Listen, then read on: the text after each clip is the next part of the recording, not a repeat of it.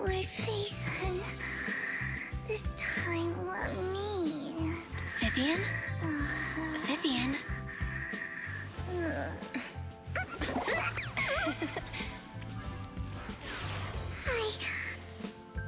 I didn't disturb your sleep, did I?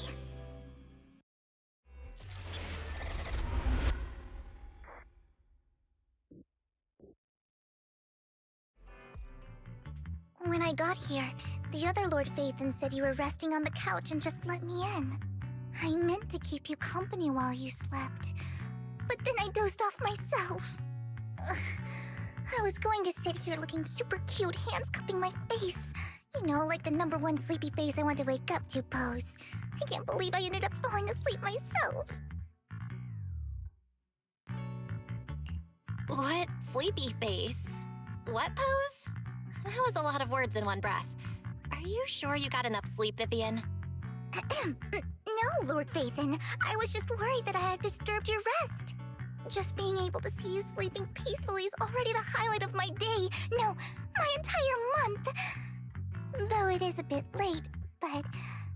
Good morning, Lord Phaethon.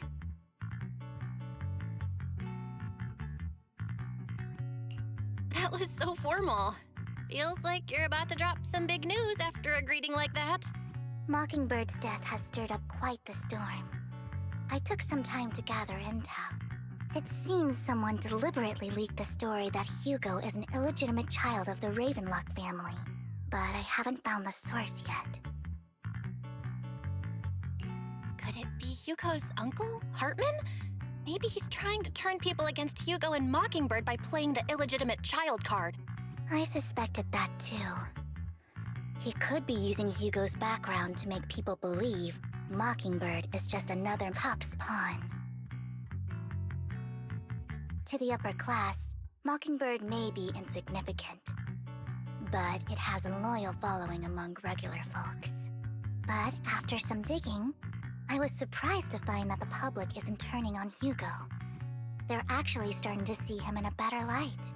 Some people feel bad for him, some relate to his struggles, and Hartman's the one getting all the heat.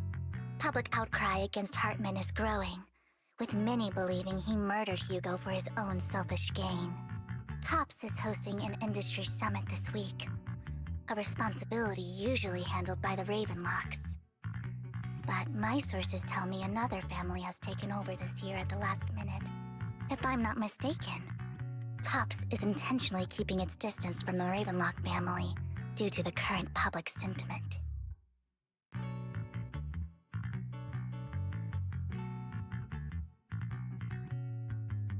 Is someone trying to take advantage of this to get rid of both Hartman and the Ravenlocks?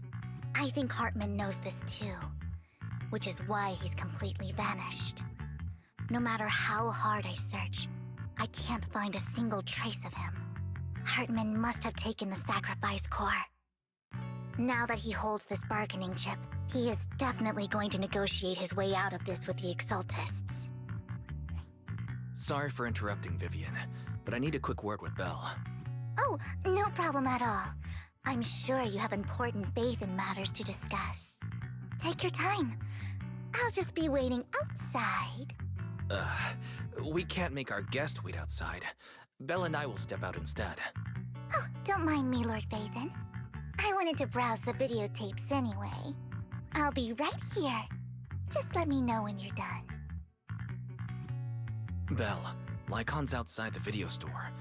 He knows Vivian is with us, so he's hesitant about coming in. He's stressing over what he did to Hugo in front of Vivian, but he really needs to talk to us. Maybe you should go speak with him first. I'll go talk to Lycon. Honestly, neither he nor Vivian is at fault. As proxies, it's our job to be the bridge between them.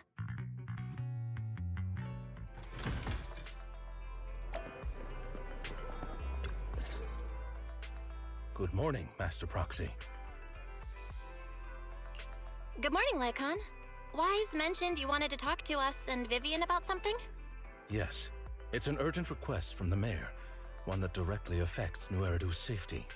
However, before we get into the details, as a former member of Mockingbird, I'm concerned about Miss Vivian. Hugo made many mistakes and betrayed the principles of Mockingbird, but I'm certain he didn't intend to put Miss Vivian or you in danger. I don't know Miss Vivian very well, and I was the one who took her companion's life. I might not be the right person to comfort her, but I hope she doesn't regret the choices she made or lose faith in the path she chose. Vivian's doing just fine. She's actually been gathering intel and has a clear understanding of where things are headed. She might be tougher than you think. If you're really concerned, why not just talk to her directly? If you'd like to apologize, it should be face-to-face, right? That's reassuring to hear. I trust your judgment. You've always had a sharp eye for people. Would you mind coming in with me? I'd like to apologize to Miss Vivian in person. No problem. But I'll be staying neutral. Everyone has their own stance on this, and I get where both of you are coming from. As a proxy, I'm just here to make sure you have an open conversation. I'm not taking sides. I respect that. Thank you.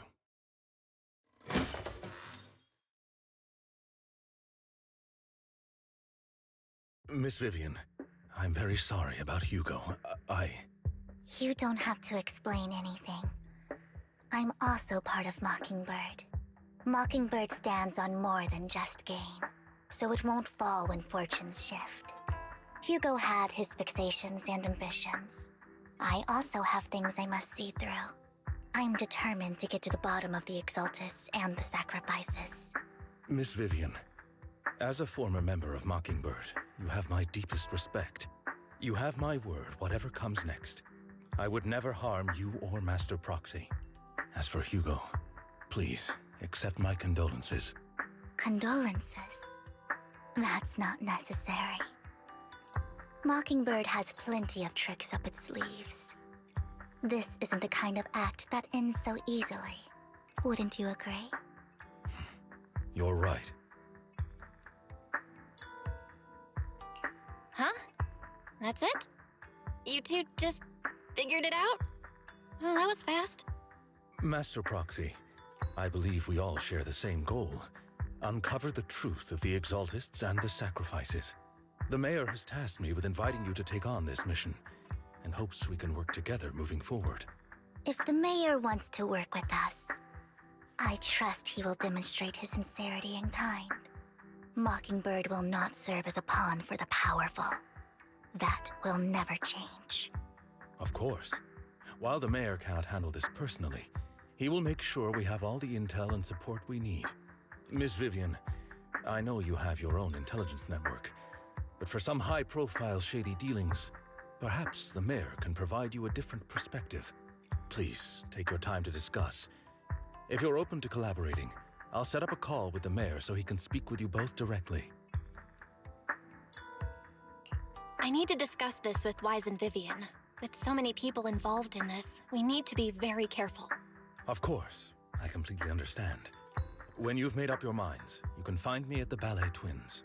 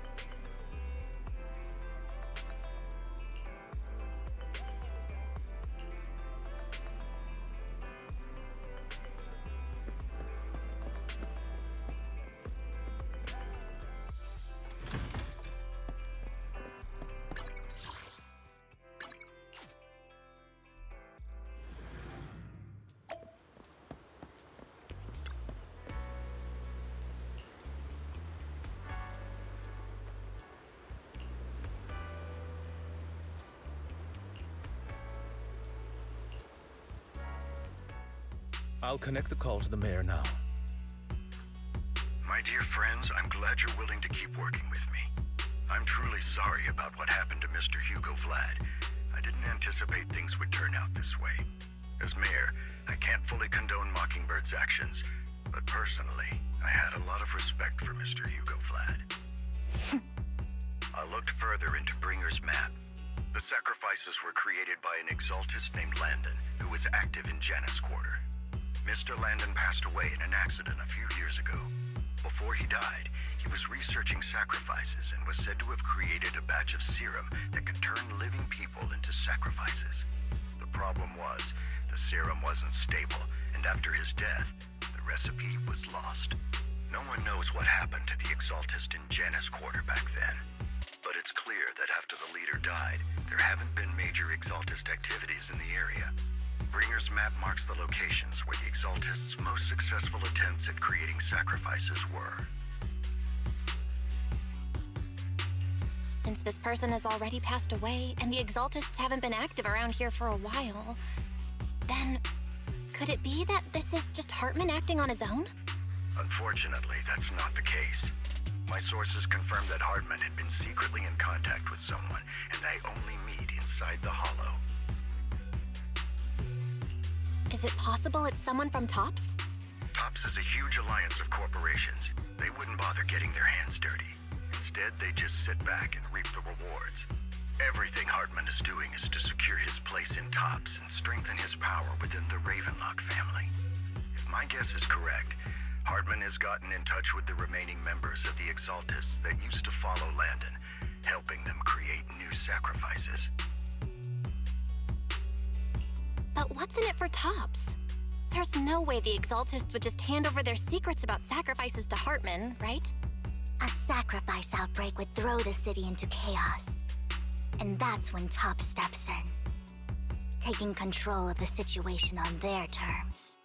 The public will see the mayor as incompetent, while TOPS comes off as the real protectors of the city. And when that happens, public trust will shift towards TOPS.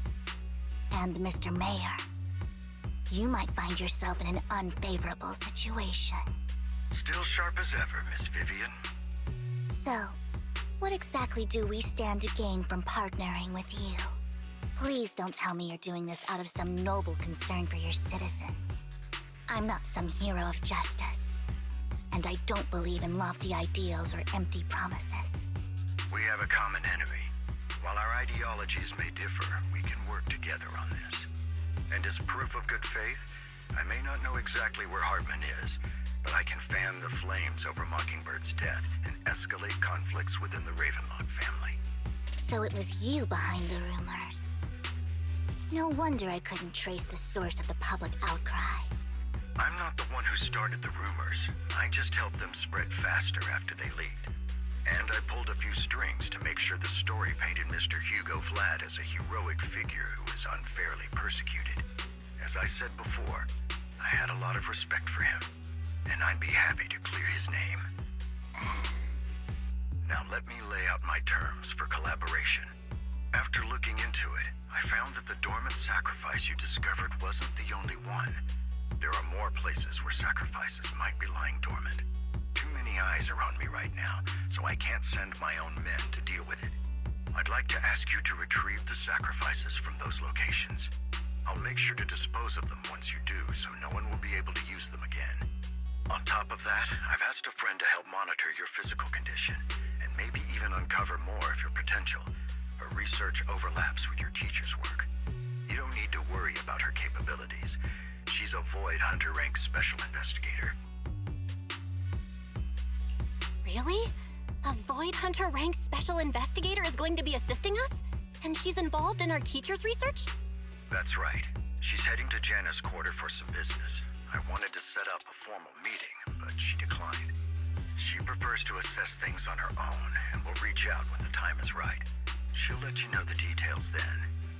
So it looks like you both are on board with this commission and ready to help recover the sacrifices? Okay.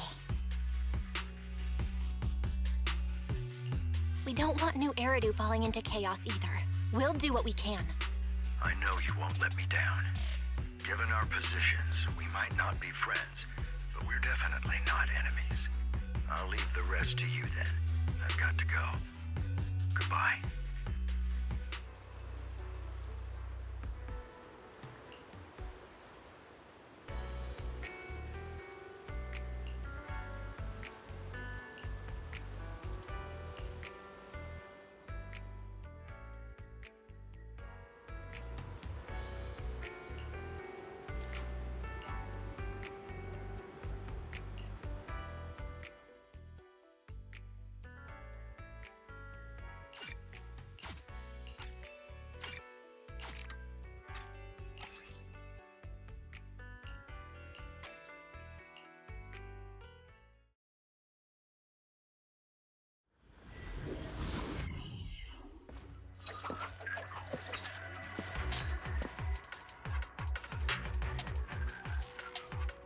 Lord Phaethon, thank you for trusting Mockingbird and me.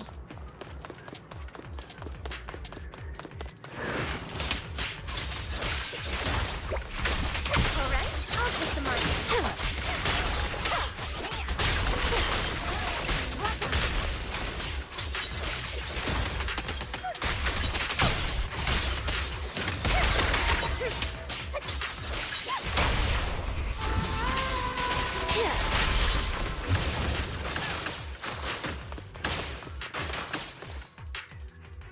Someone already taken the dormant sacrifice from here? Or did the Exaltus decide to relocate it? No.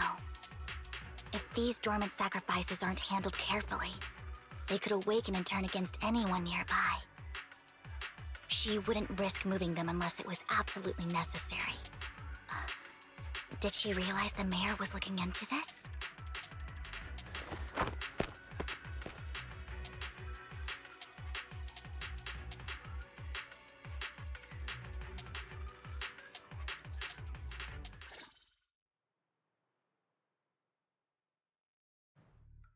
Did Hartman just make up this intel to get a shot working with us at Tops? I've been walking around forever and haven't found a thing. The Ravenlocks have always been a shady bunch. No surprise they've gone downhill over the years. I heard they were pretty loaded back in the day. What kind of business did they run? No clue. On the surface, their businesses seemed legit, but who knows what was happening behind the curtain. Probably something with the sacrifices. I mean, how else would he know about the dormant ones left around here for years? And he was so sure that even if those original sacrifices didn't work out, he had a backup plan. Backup plan? What could that be? Well, that's beyond me. I just happened to overhear something while I was next to Mr. Edmund one day. What's Tops planning to do with all these sacrifices, huh? For research? Do you think we'll ever have a normal life in the Hollows? Don't ask questions you shouldn't be asking. All right. There's nothing here anyway. Let's leave the Hollow and report back on what we found.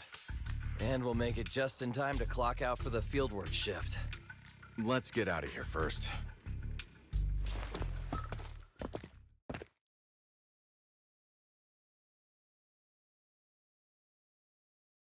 Hartman, that fool.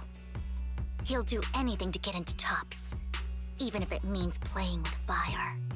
She's an Exaltist. Human lives have never mattered to her. The more people get dragged in, the greater the danger. Vivian, I've been dying to know. Who is this she you keep mentioning? I apologize for losing my composure. Please don't mind me. The she I'm referring to is with the Exaltists. Someone I have a history with. That's why the moment I heard about the sacrifices, I felt compelled to uncover the truth. I never meant to hide anything from you. It's just that, for me, the Exaltists bring back painful memories. And I'm not ready to face them yet. So, Lord Phaethon, please give me a little more time. Once I've gathered my thoughts, I promise I'll tell you everything. Sure, I won't pry anymore. Everyone's got a past, and you don't have to dig up old wounds if you don't want to. I can see the Vivian I know now is super brave and kind. I believe you've really put in the work. Lord Phaethon, if we weren't in such a hurry, I'd spend 3 whole hours singing your praises. I'll make note of this and make sure to get it done before bedtime. First things first, let's track down those dormant sacrifices. The Exaltists have probably realized someone's after them by now. I wish we knew what Hartman's backup plan is. I just can't shake the feeling that something bad is about to happen. Oh my. Okay.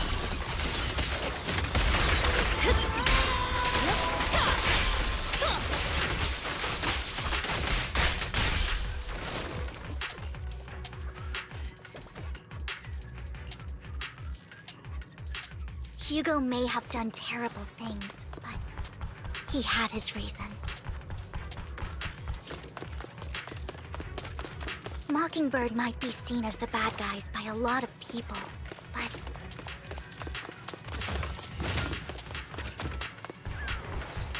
ironically, joining Mockingbird is what put me on the right path.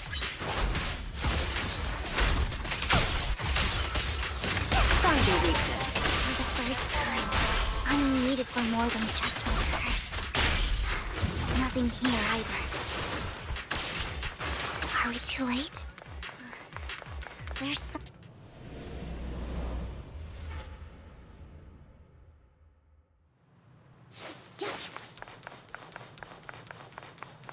Sure. I knew it was you, Vivian. Camille! What are you doing here, sis? Are you destroying the dormant sacrifice? Vivian, don't call me sis. I'm not your sister. Are you trying to stop the Exaltists? I never left the Exaltists. You know what Landon did back then! Lord Landon did it for the Creator. His methods may have been extreme, but they were necessary.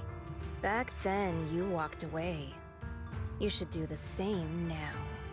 We didn't meet today. Take your friends and leave. What's wrong?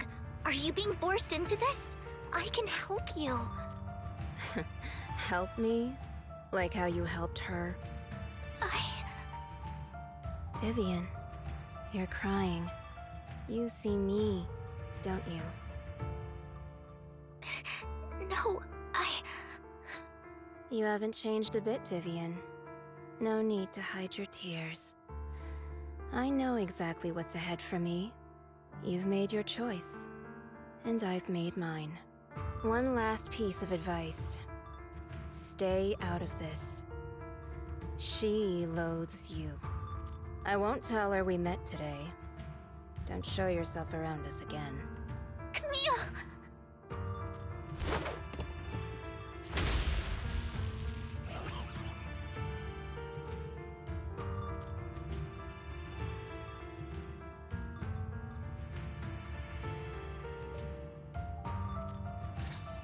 Lord Phaethon, watch out! I'll tell you what that was about later! Let's take care of the ethereals first. Want some more? Oh my! Hit him where it hurts. Let's make this quick.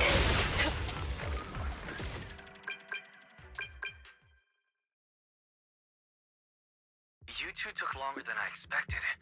Did something happen? We searched the coordinates the mayor provided. Most of them were already empty. No dormant sacrifices. Camille, the Exaltists have been actively destroying the dormant sacrifices. The Exaltists? There's no reason for them to go after the sacrifices, right? Vivian is telling the truth. I saw it too. And one of them is someone I once knew. I thought she would leave the Exaltists after Landon's death, but she stayed. Do you have a history with the Exaltists, Vivian? When I was a child, I stayed with the Exaltists for a while. Back then, Landon was one of the most respected figures among the Exaltists in this region. A lot happened. And after Landon died, I left. I can't turn a blind eye to the sacrifices. I know all too well how many lives have been lost bringing them into existence. Ever since I learned a sacrifice had appeared in Janus Quarter, I haven't been able to stop worrying. I won't let history repeat itself. That's why I asked Hugo to investigate, starting with the Sacrifice Corps. Vivian. Please stop. I'm not looking for comfort. I'm just recounting the story for you to understand the situation. We've got bigger things to focus on. But when I do need comforting, I'll come straight to you. I hope you'll make time for me, Lord Vathan. Just so you know, I'm not the easiest to console. No worries. I'll totally have your back until you're feeling better. Okay. Back to the matter at hand.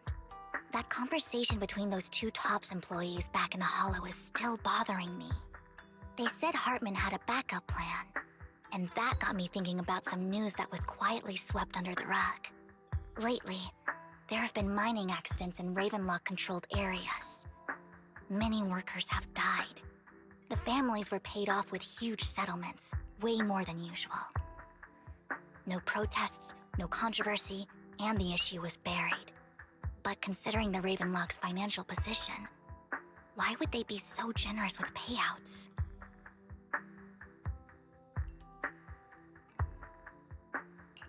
That sounds sketchy. Are you saying they made up the accidents and the workers' deaths? Precisely. I don't think those workers died in mining accidents. I'm planning to reach out to some old friends, see if they've heard anything about this. Do you have time, Lord Vathan? My contacts are just near 6th Street. Care to join me? I'm in. Let's go together.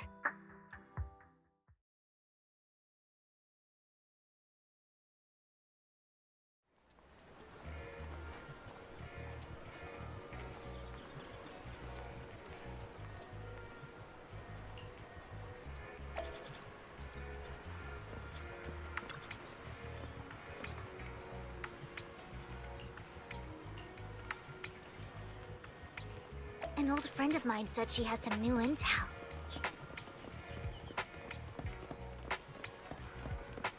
She's like a mentor to me.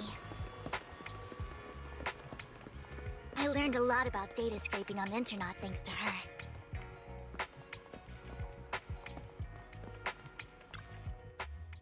Rain! Long time no see. Yeah, it's been a while. Rain?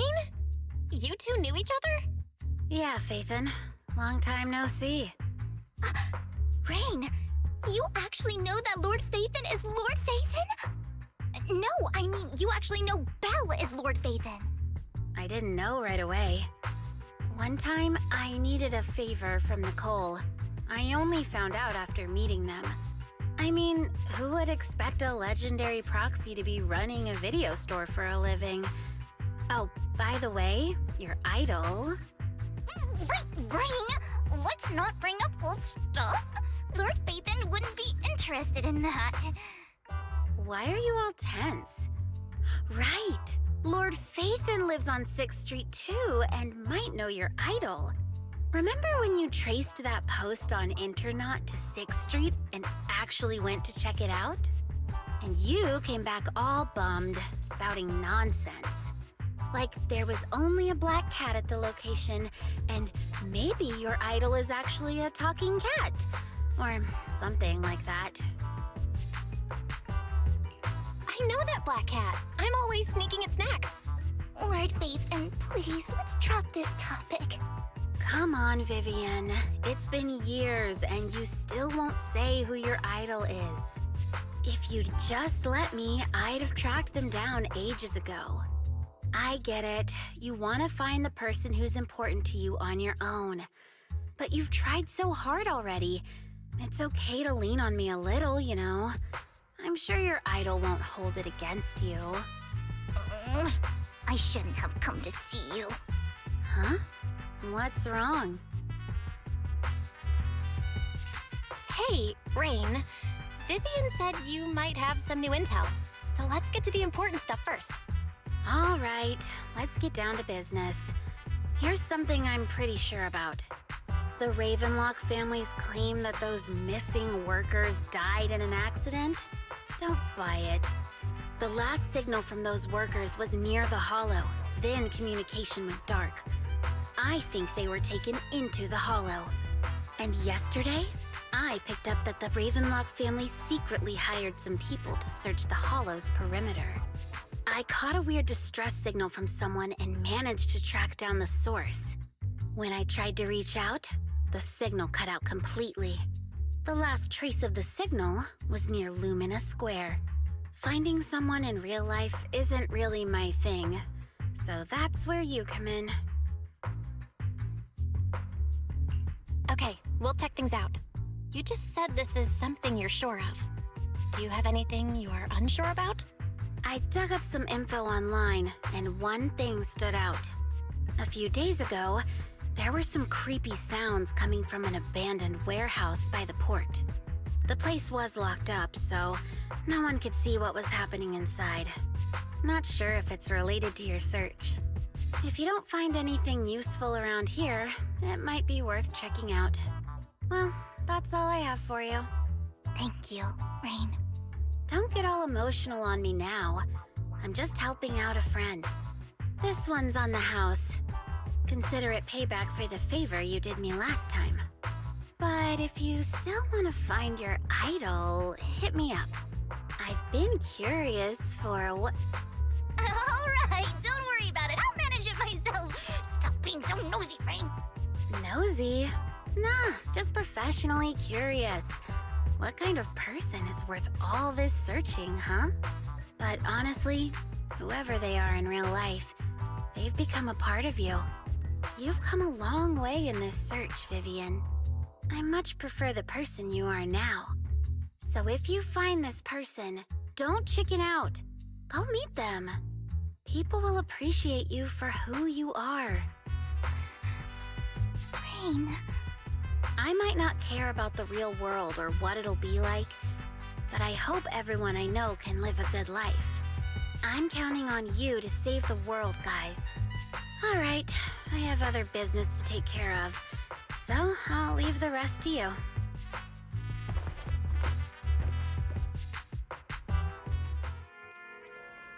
Lord Phaethon, please pay no mind to what Rain said.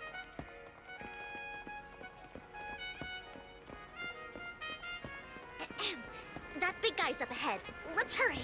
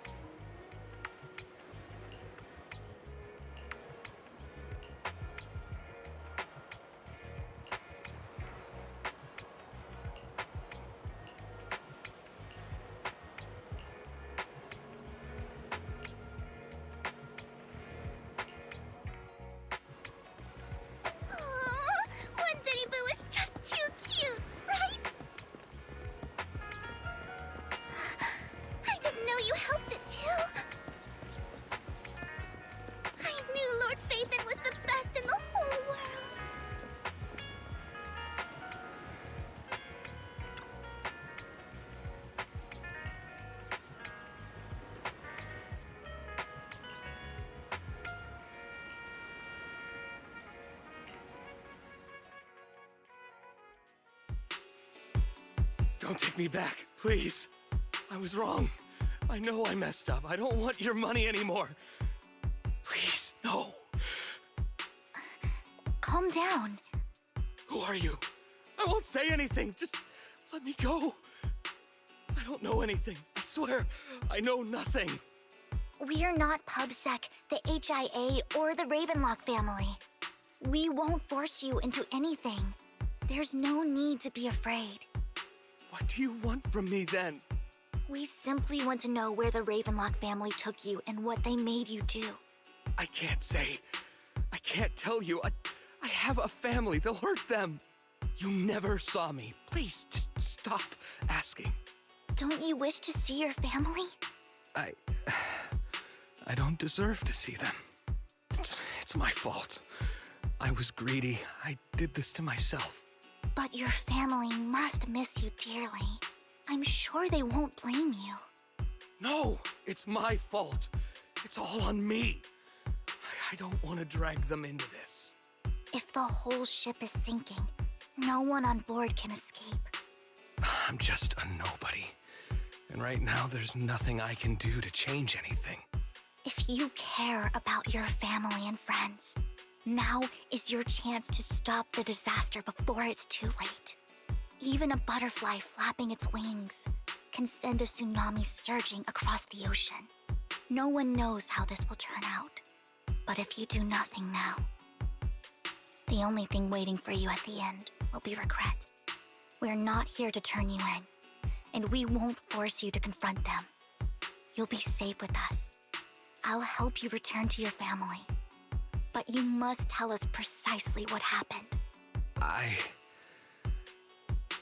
Hartman offered a huge amount of money, looking for workers to go into the hollow to guard something.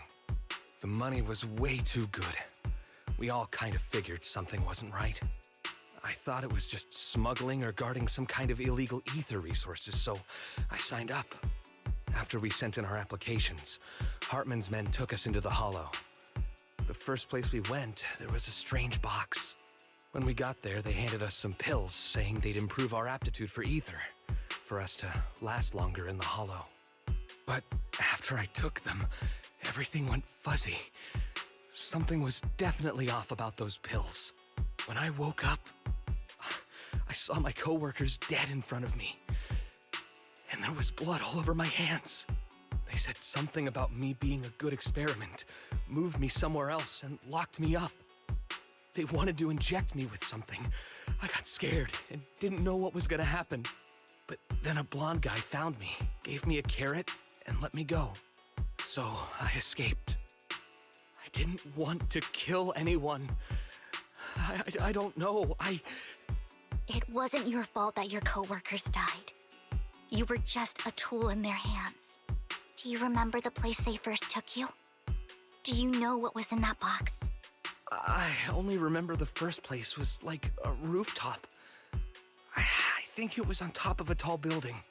What exactly was in that box? I can't remember.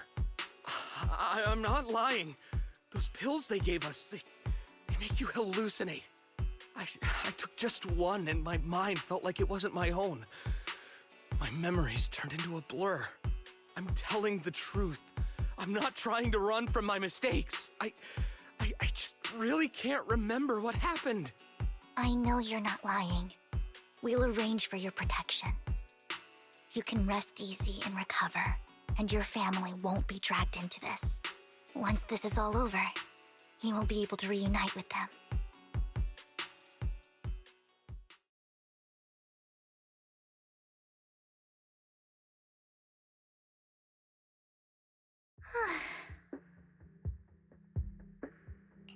I've been meaning to say this for a while, Vivian. You're just so calm and decisive when things get tough. Totally different from the impression you gave me at first. Actually, I wasn't always like this. I used to run away when things got tough. There was even a point where I just wanted to disappear. As if my very existence was the source of suffering. I wondered. Perhaps leaving it all behind could put an end to the pain. Whoa. It's hard to imagine you like that. I mean, you had this super intimidating vibe when we first met. Well, I was on a mission at the auction when we first met. And just as Rain said, I've come a long way from who I used to be. Speaking of Rain, it's still wild to me. I never thought you and I would have mutual friends. And you even know one Denny Boo. Can you believe we might have passed each other so many times without even realizing it? Enough about me. Tell me more about you, Lord Phaethon. Where have you been? And what have you experienced? Looking back, I feel like I've been through a lot lately. My brother and I even lost our Phaethon account. Oh, everything started when the Cunning Hares took something from the Red Fang gang.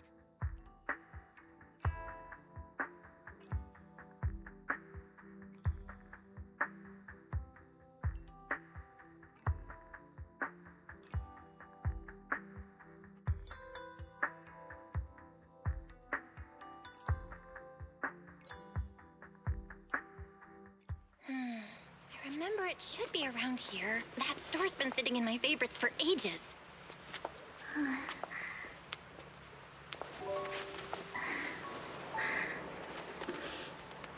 Lord Phaethon! Huh? What's up? I've seen that black cat on 6th Street. That harmonica in the outer ring you mentioned. I've heard it before, too. I've even been to the monument outside Hollow's Zero. But none of that was a coincidence. It was me.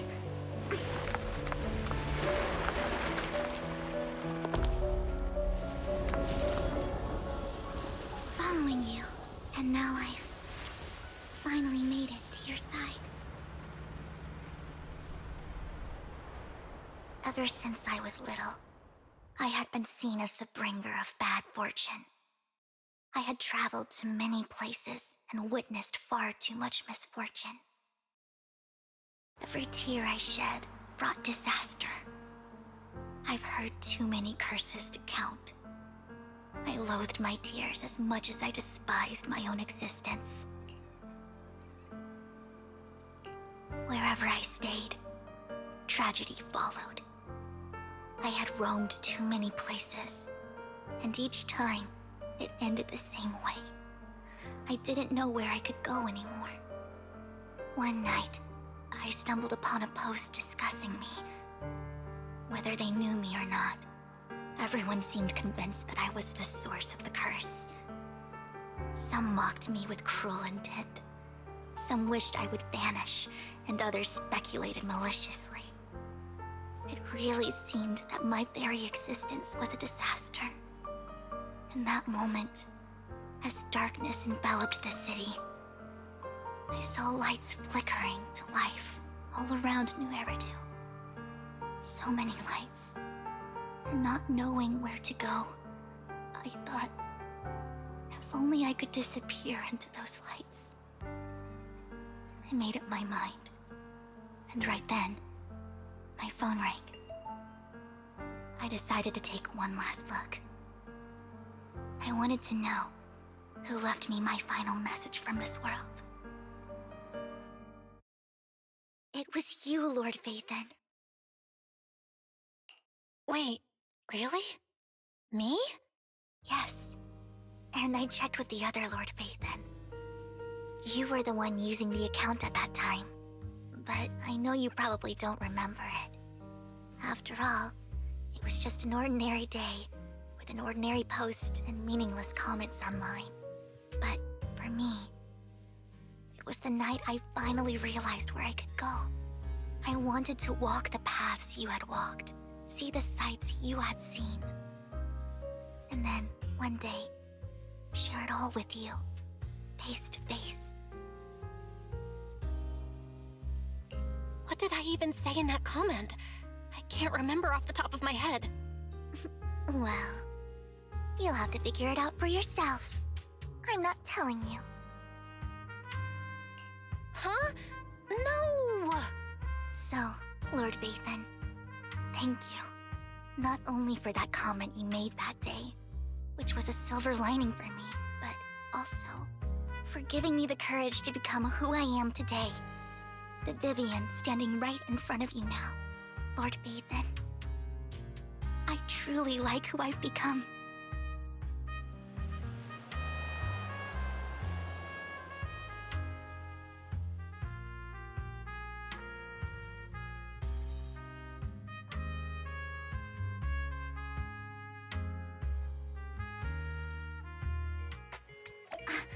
Lycon just sent a message.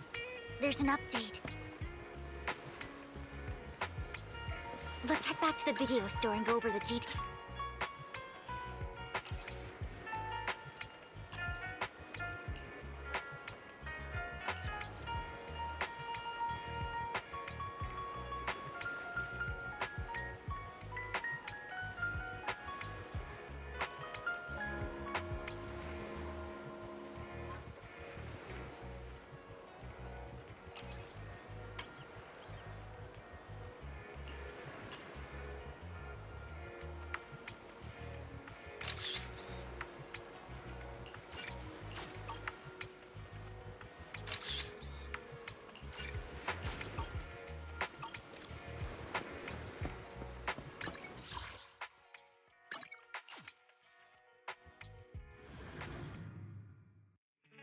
Belle, you're back.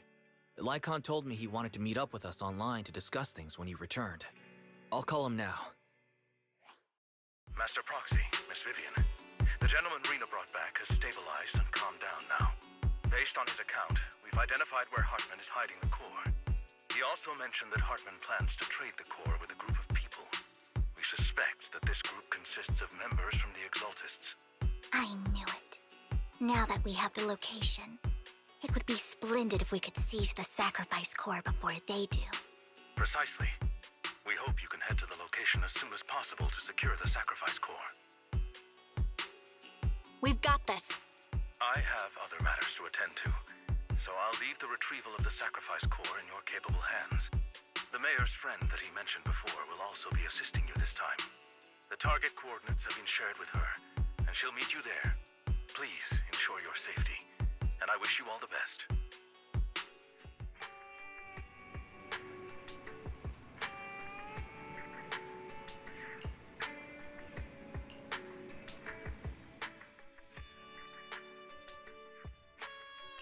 Good day, Lord Vathan. I've been waiting for you.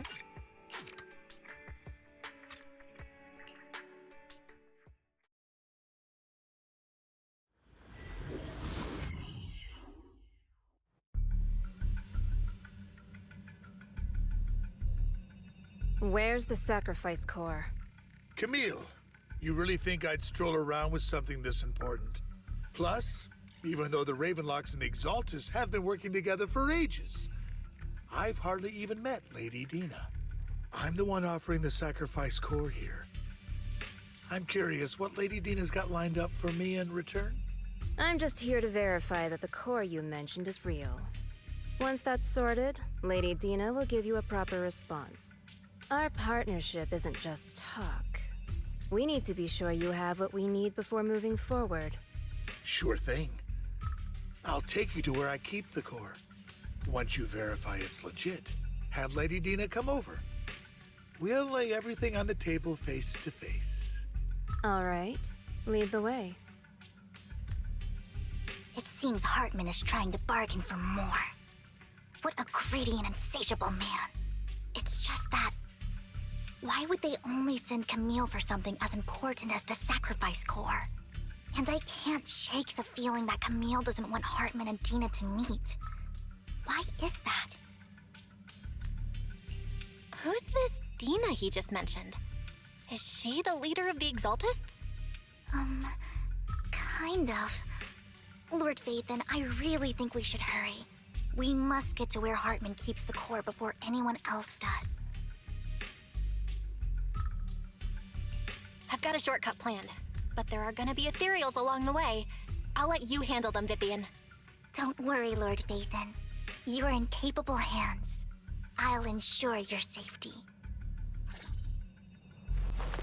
Let my song move everyone. Damn Phaeton!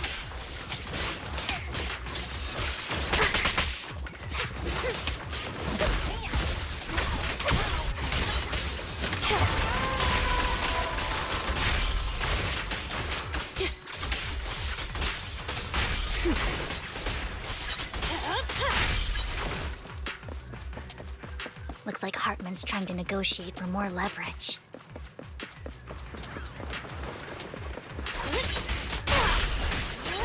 Let's get out of here before we're spotted.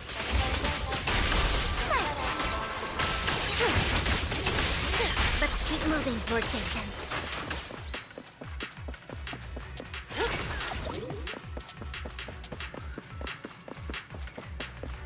Leave the enemies to me, Lord Phaeton.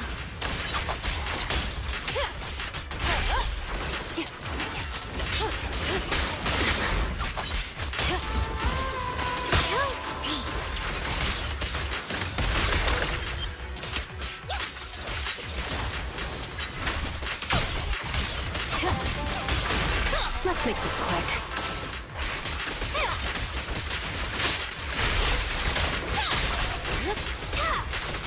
They're still over there. Looks like they're arguing.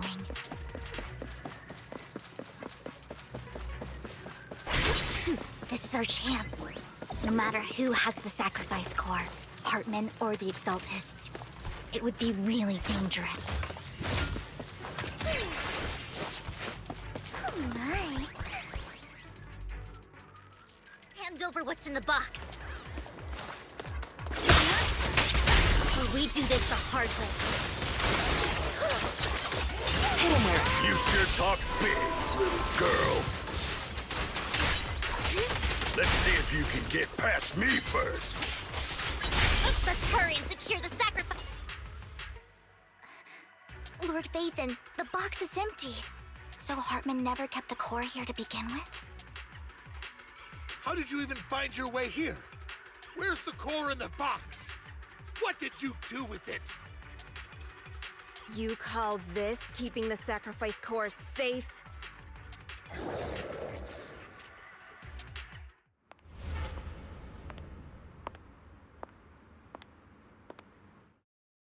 Vivian, it's been ages. Dina! Oh my, you actually remember me. So sweet. Look at you, thriving. I thought you'd totally forgotten about our past. So, tell me, do you ever dream about the people you've killed? Are they crying in your head all night? Back then, I had no idea. You had no idea? While you were soaking up all that love from Daddy and everyone else, you had no idea what was going on? I wasn't... Lady Dina, Miss Vivian didn't actually... Camille, when did I say you could meet up with Hartman today? I just wanted to make sure the sacrifice core is legit. I was worried Hartman might try to pull a fast one on us. Really? So loyal. I thought you'd be more like the old days. Just a few words from Vivian, and you'd be plotting my demise. Just like what you did with Father. I won't, Lady Dina. Don't even think about betraying me, Camille. You owe me for what went down back then. However, I do understand your worries. This core, it's fake. No way! I got this straight from Hugo. It can't be fake. How can you just claim it's fake without any proof? Ugh, seriously.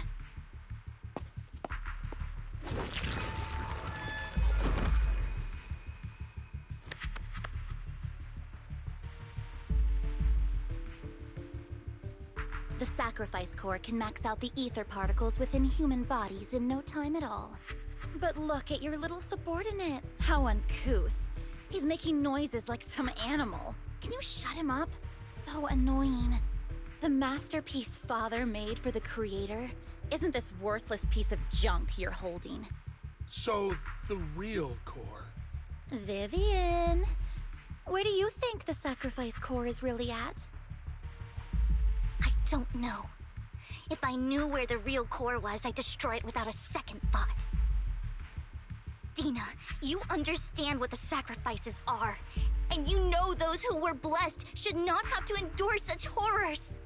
Oh, they shouldn't have suffered those horrors.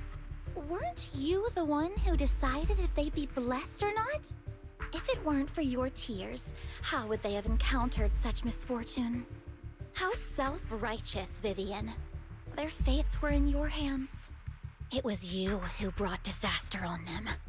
Landon just needed an excuse. He needed someone to blame. Whether I shed tears or not, he'd treat living beings as mere subjects for his sacrifice experiments. Dina, you know all of this. Landon even went so far as to sacrifice you. Shut up, shut up, shut up! Father did it for his great cause. Vivian, why do you always mess everything up for me? Everything! You did it before, and now again! You just had to ruin my plan. I was so close to fulfilling Father's last wish. If you don't give me the sacrifice core, be prepared to become food for the ethereals. I told you I don't have the sacrifice core.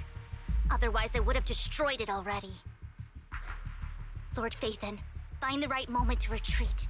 She can be quite unpredictable when her temper flares. Oh, really? You don't have it? Then I suppose there isn't a reason to keep you alive.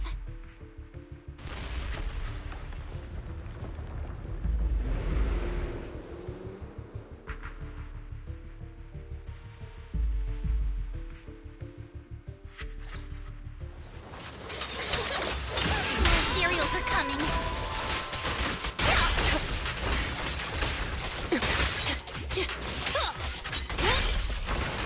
Too many. There's no chance to get out of this.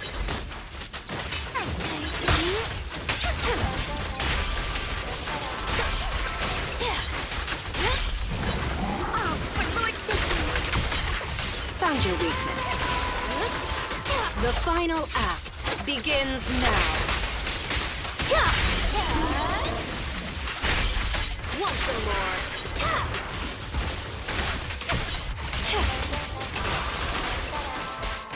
Don't get hit. Stay from Lord Phaethon! There are so many.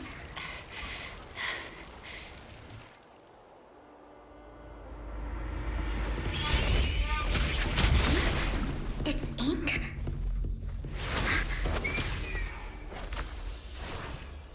Shun Palace, good fortune, close gate, safety. What? An evil miasma gathers here. Another place of conflict. If you wish to avoid disaster, then head southeast.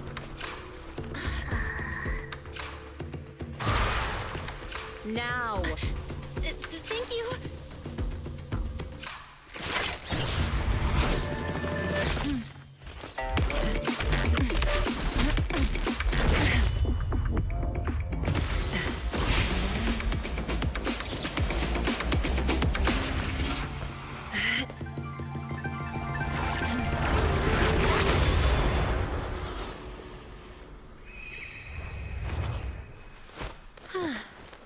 Finally, peace and quiet.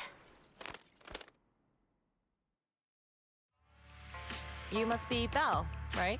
Mayflower mentioned a special partner might need my help. Can I ask, who are you? I'm the 13th generation master of Yunque Summit. You can call me Yixuan. Mayflower passed along your info, and I was curious what kind of person you are, so I came to see. At first, I thought it might be a hassle, but your energy feels really calming. Quite nice, actually. Oh, so you're the investigator the mayor talked about. Yes. He also asked me to be your temporary teacher and offer you a bit of guidance. Guidance? What exactly does that mean? Unfortunately, this isn't the right time or place to talk. I have some investigation work to catch up on, and it seems you've got quite a lot on your hands, so let's part ways for now. I'll find a good time to visit you soon.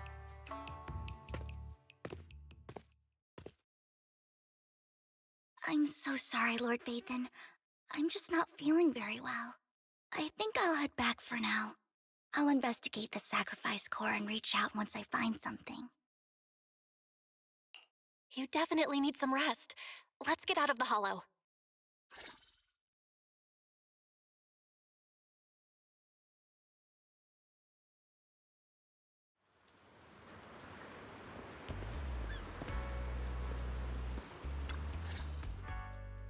Lord Vathan, are you going to rest now? I'm not in a hurry to get back. You've been kind of off since we got out, and it's got me worried. If something's bugging you, just spill it if you want to. I'm a pretty good listener, you know. I didn't mean to keep my past from you, Lord Vathan. When I was little, people thought I brought misfortune, so no matter where I went, no one wanted me around for long. Then, one day, Landon adopted me and brought me to the Exaltists. There, I met Dina, who was so kind to me, treating me like a dear sister. She told me her father, Landon, was a great man who'd one day make everyone stop fearing the Hollows, so all life could live freely inside and outside of them. Dina helped Landon pick people for the blessing, and everyone in the Exaltists respected her greatly.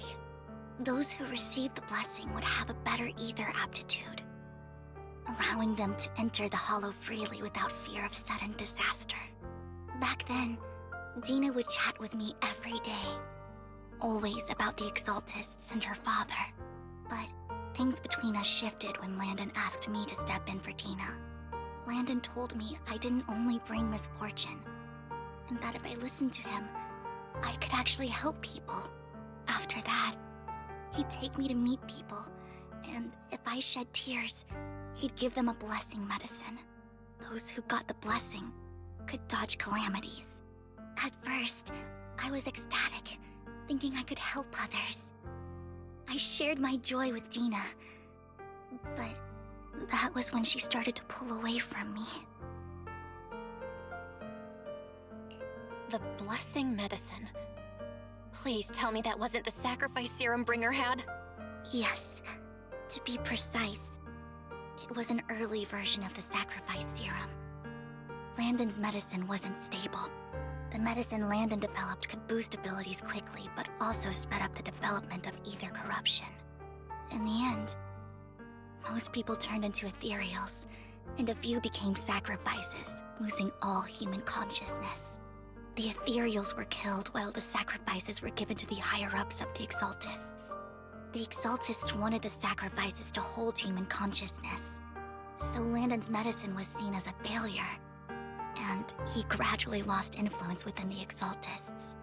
One day, I saw Dina, and tears streamed down my face. In a bid to save his reputation, Landon decided to let his own daughter receive the blessing. I had always thought that getting the blessing was a good thing, until I saw terror in Dina's eyes that day. That evening, I broke Landon's rules for the first time, and followed him out of the Exaltist's residence. I trailed him to the Hollow, where I witnessed someone who had been blessed becoming corrupted. In the end, that person became an ethereal. Then, without hesitation, Landon killed him. Before Landon returned, I went back to the residence and snuck into his study. And there, I uncovered the truths I just told you. And just a few days later, it was time for Dina to be blessed. I wanted to save her and stop anyone else from getting deceived. So, that day, I told everyone present that Landon should be the one to receive the blessing, not Dina. At first, Landon argued, and no one believed me. But, in front of them all, I looked at him and let my tears fall.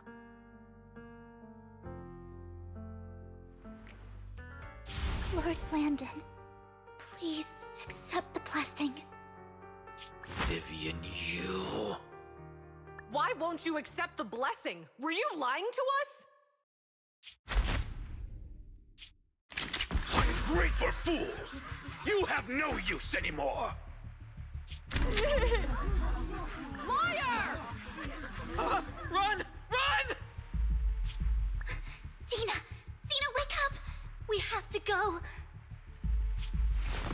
Vivian? What's happening? Listen to me. Lord Landon's so-called blessing isn't...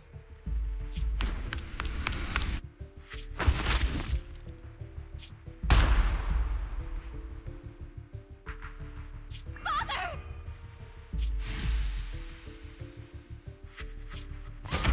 No, I was just... Mom, I want to go home. It's got nothing to do with us. This is just what happens when you don't accept the blessing. Vivian, was this you? Tina, I just didn't want you to accept the blessing. Everyone who does ends up... I just don't want to lose my father. You knew? If you knew what he's done, you... He's my father. He's all I have. Stop being self-righteous, Vivian. You only ever bring misfortune.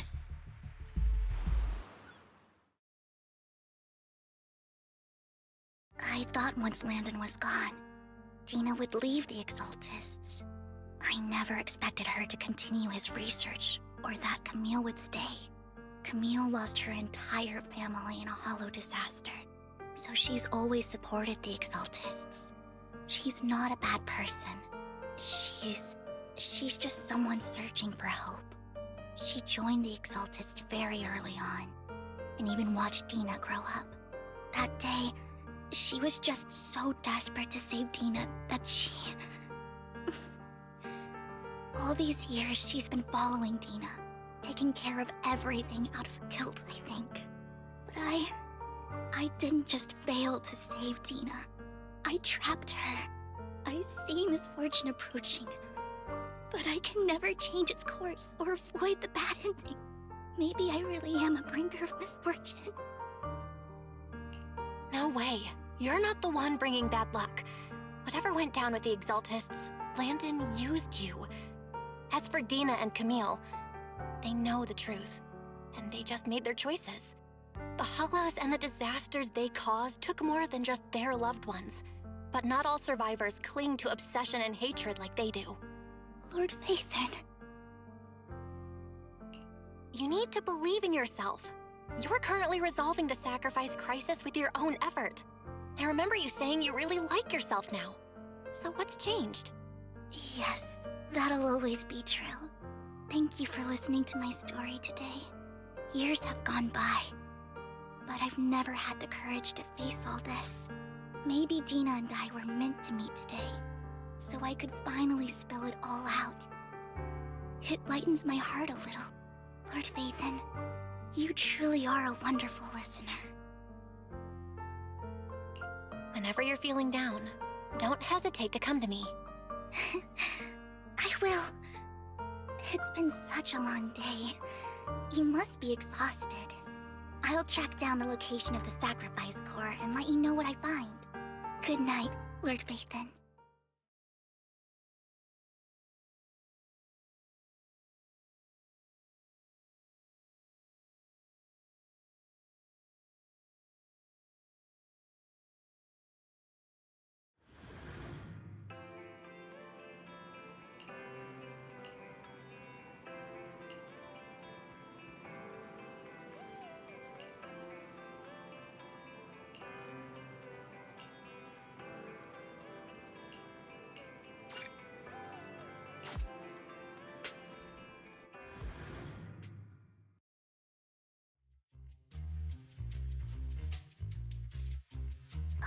Shul, I didn't expect you to be working here.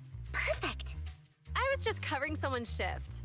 The screening here is super strict, and I was afraid the supervisor would realize I was new and subbing for someone, so I hid in the control room during the supervisor's inspection. So I happened to bump into this guy, a blonde man wearing a hat, and I think he was checking some footage.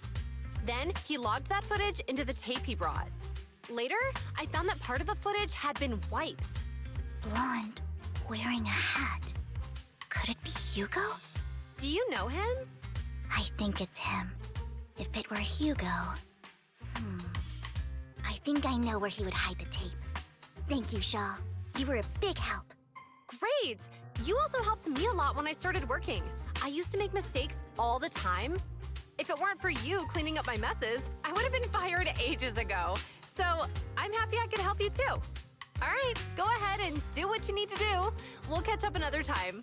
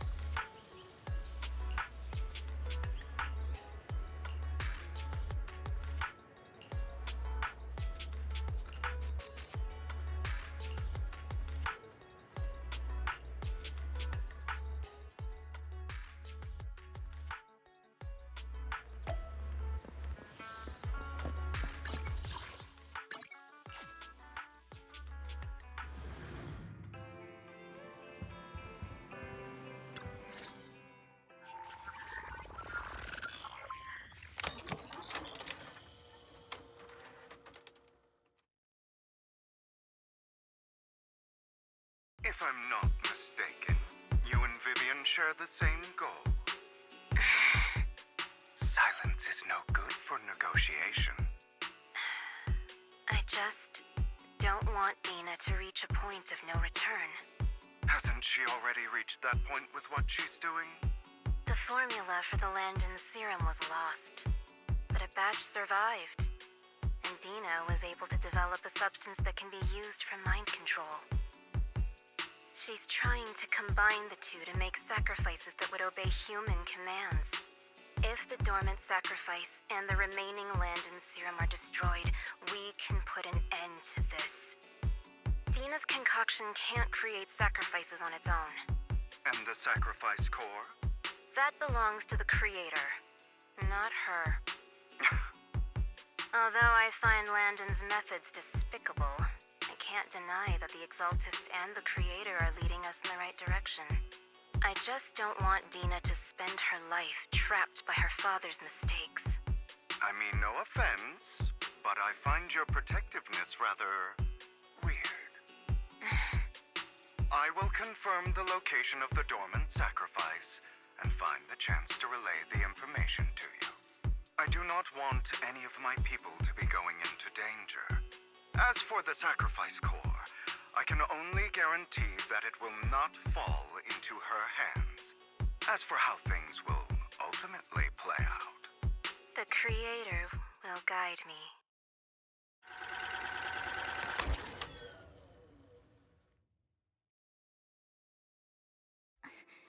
Camille was actually destroying the dormant sacrifice? Now Camille's actions make sense. But why did Hugo never tell us? Hugo... he... Belle, Lycon said there's something urgent he needs to discuss with us right now. All right, let's patch him in. Master Proxy, I apologize for disturbing you. We have just learned that the Ravenlock family will host a banquet tonight. This banquet is rather special, as they're allowing members of their family to invite business partners to attend. With Hartman at the center of controversy, there are many members of the family who are eager to use this opportunity to replace him. The mayor has been spreading rumors of a young tycoon who inherited a sizable fortune and is looking to partner with a person from an old and influential family. This information has lured a young man named Burton from the Ravenlock family. So, you want me to pose as this tycoon and use Burton to infiltrate the banquet? Correct. And Hartman's study is also located within the venue. I see. Hartman's study might hold valuable information. So, what should I do? You can attend as her +1. +1? Lord Faven, please go with me! Master Proxy, it seems Miss Vivian requires your presence, so... Yes, just your presence will help me immensely! All right, then let's go together. I'll send you the time and place for the meeting with Burton. If you encounter any danger, please evacuate immediately or contact me for backup. I hope everything goes well for you tonight.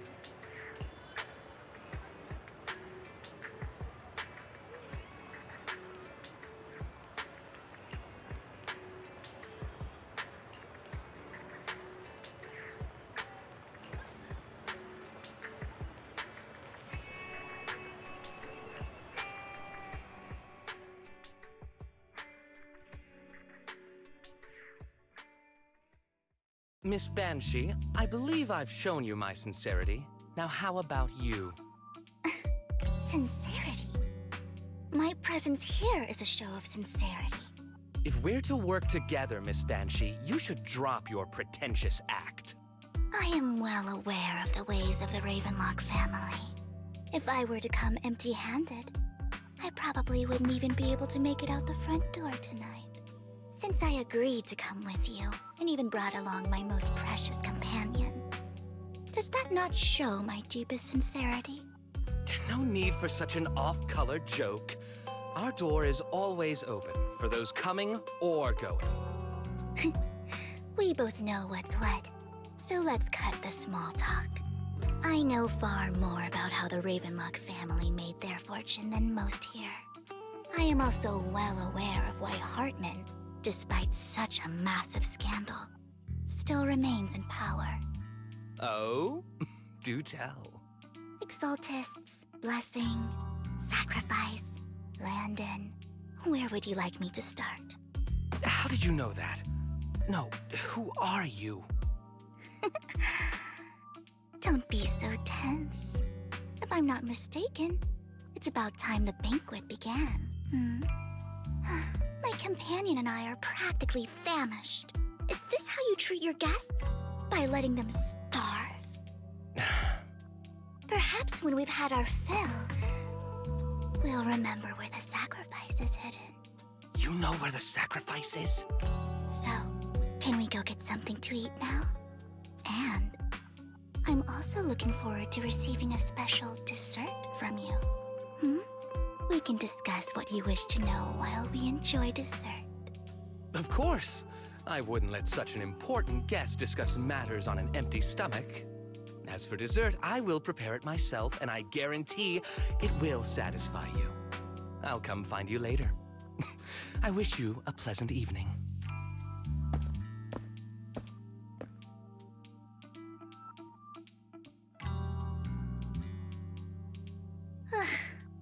These kinds of people are exhausting to deal with. I really don't know how Hugo used to put up with it. Wow, you were so cool just now.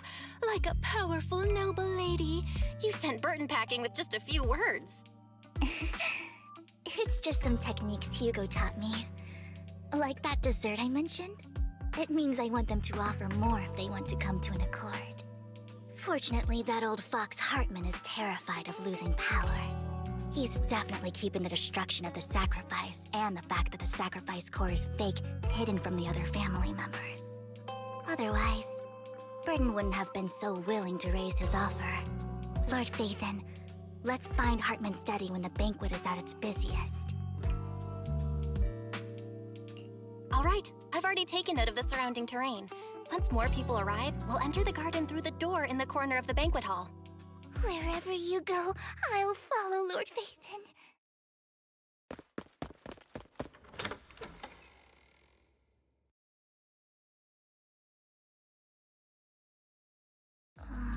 Isn't this going a bit too well? The security around the manor is really strict, but inside might be more lax. But just in case, let's tell Lycon. Right. Having some backup would be safer.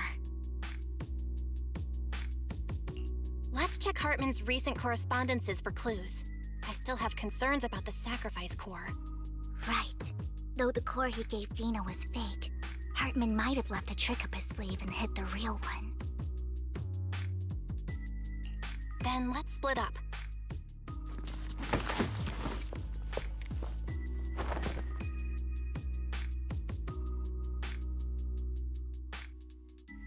Esteemed guests, is the catering at the Ravenlock family banquet not to your satisfaction?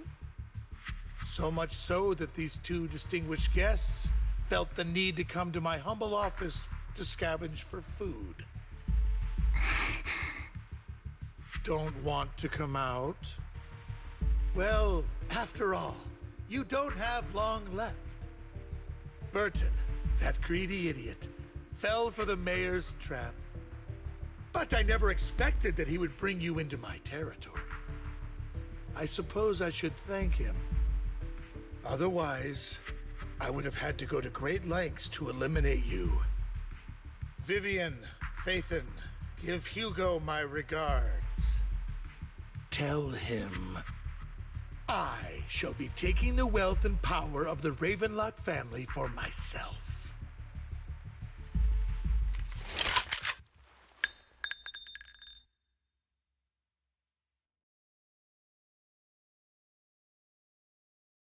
Bullet? How? Dear Uncle, why must we be so distant with one another? You can just tell me what you want to say directly. Hugo! Impossible! You're... Uncle, you must know a Ravenlock will never stop until they get what they want. Did you really think I would be defeated so soon? When I have yet to trample you into the dirt. You filthy bastard! You only know how to resort to these petty tricks! Petty tricks?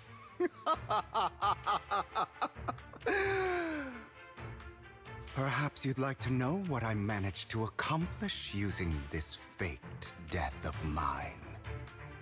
My dear uncle.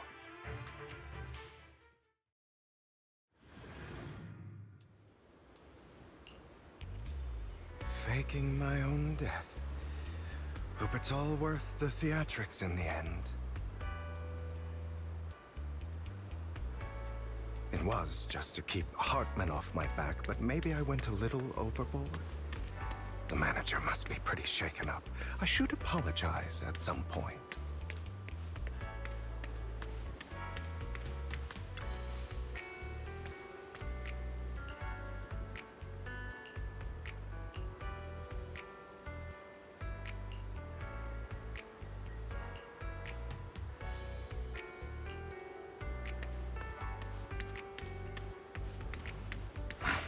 You're late. So strict. Spare me a moment to catch my breath, will you? You're taking longer to rest than I expected. Lycon, you think too highly of my physical capabilities. Well, thank you for your cooperation. I must say, if nothing else, at least your acting skills have improved. Why do you look so angry? You should be happy. We pulled that off together with flawless teamwork and managed to fool everyone. Drop your foolish facade. I'm glad you still remember the code we set all those years ago. And thank you for ensuring your sleight of hand didn't deteriorate. Oh, right. I should also thank the blood bag hidden in my clothes and our other props. Do you remember when we last used this trick? It was probably ages ago. Sometimes I really don't understand you. Have you never thought about what the consequences would be if I didn't understand your code? If I decided against helping you? Or if I just couldn't control my strength properly? You'd understand it. Of course, if things really did go awry, I had alternative plans. You wouldn't be so arrogant as to think I'd bet everything on you, would you? You're insane. No, I'm flattered. So what exactly is the purpose behind all this? Surely after going to such great lengths to erase your own existence, you don't just plan to hide here and reminisce about the past with me. Don't try to brush this off. I've already helped you enact your plan. Tell me the truth. Don't get your tail in a twist. I have more plans that require your assistance, so naturally I would not hide anything from you. Simply put, as things stand, whether as Hugo Vlad or as Mockingbird, I am doomed to die. Seems you've made quite a few enemies. As a member of the Ravenlock family, I negotiated with Edmund and managed to obtain resources from Tops for my future plans. I also confirmed what attitude they held toward your master, the Mayflower family. Meanwhile, I used my identity in Mockingbird to strike a deal with Hartman and gather information on their collaboration with the remnants of the Exaltists. That's where I got my intel on what Bringer left. Oh, by the way, the crime declaration letter that your dear mayor received, that was also sent by yours truly. He's probably figured that out by now, right? Though I'm not sure if he told you. The mayor learned about the sacrifice attacks through his own means, but lacked an opportunity to take action. That warning letter was precisely what he needed. You aren't hopeless yet. How delightful. In short, I'm more well-informed than your lot because I get around, dealing with all these different important figures. But of course, it comes at a cost. It's only fair. After all, you can't hide the smoke from a wildfire. Rather than trying to carefully tame it and risk setting yourself alight, it's better to let it burn free. When I helped you put on your little act, killing you in front of everyone, you left the sacrifice core to Hartman. That was intentional too, then? Oh, yes. And it worked like a charm, didn't it? Now no one cares for me anymore, and all eyes are on Hartman. A perfect situation for keeping the Ravenlock family in check while dealing a cutting blow to the Exaltists behind them. Another crucial point is Vivian and Phaethon. I must sever any ties they have with me or Mockingbird. Although I feel bad for Phaethon about what happened, but it had to be done. That's the only way they would be safe, allowing the plan to continue. I noticed that you never turned your blade toward Master Proxy. So, those words you said back then were also... I will bloody my hands. I will carry the weight of my sins. I will become the Abyss. Obviously, it was all an act. My acting has always been impeccable, as you know. Hugo, you are taking such a tremendous risk. Why? Would you believe me if I said it's for justice? But unfortunately, it's not. I want revenge on the Ravenlock family.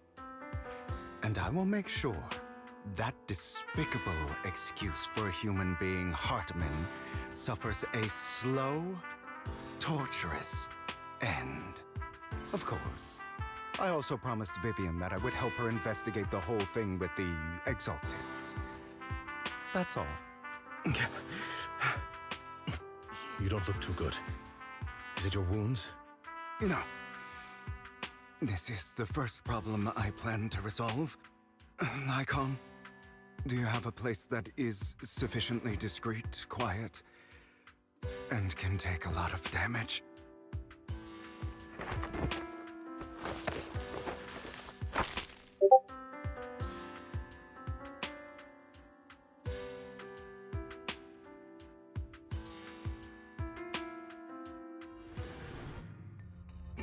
What exactly are you doing? Don't look at me like that. If I didn't have to do this, I wouldn't. Hartman recently obtained a bizarre substance, most likely from those crazy Exaltists. After use, it allows control of the victim's mind. To some extent. You were dosed with it? To be more precise, Lycon, I deliberately allowed Hartman to put this drug in my cup to facilitate our previous collaboration.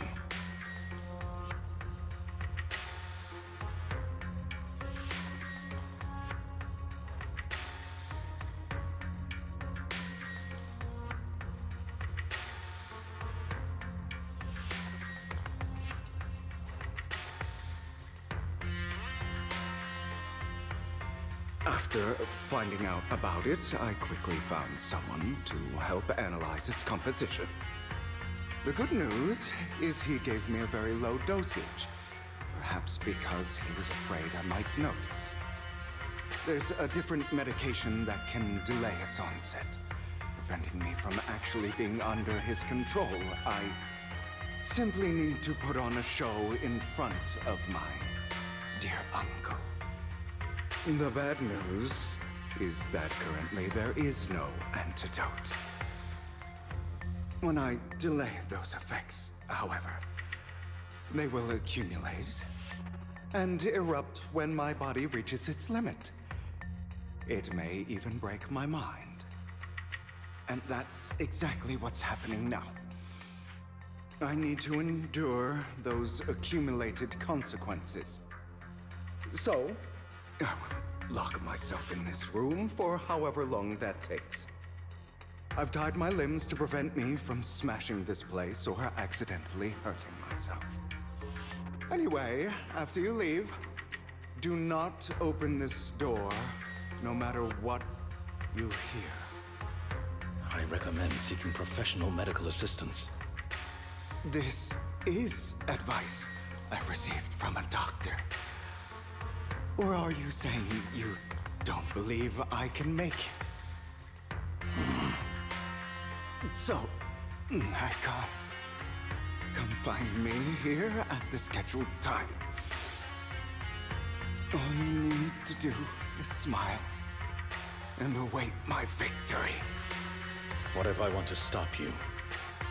You know you won't succeed. You never have. And you never will. Well, time is short. Let's begin. I understand. Don't die, you stupid bastard.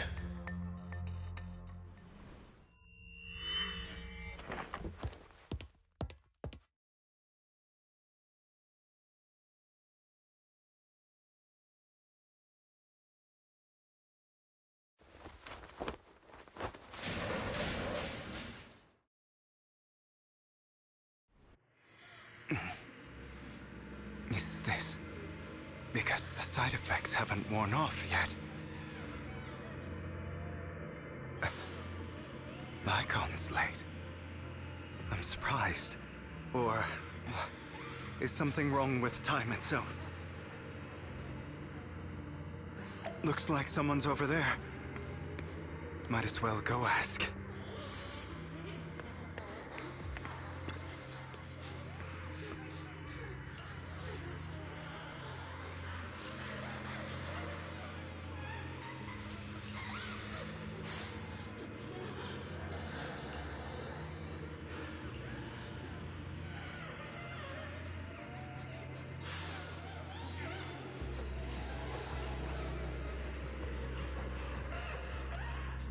It's all your fault. I wish I had never given birth to you!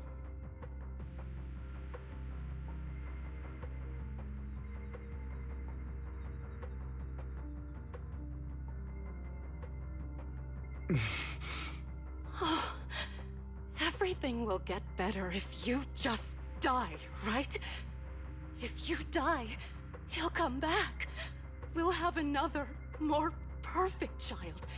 One who will inherit the Ravenlock family bloodline. Then I'll be able to escape this pain. So, Hugo, for the sake of Mommy's happiness, just die, okay?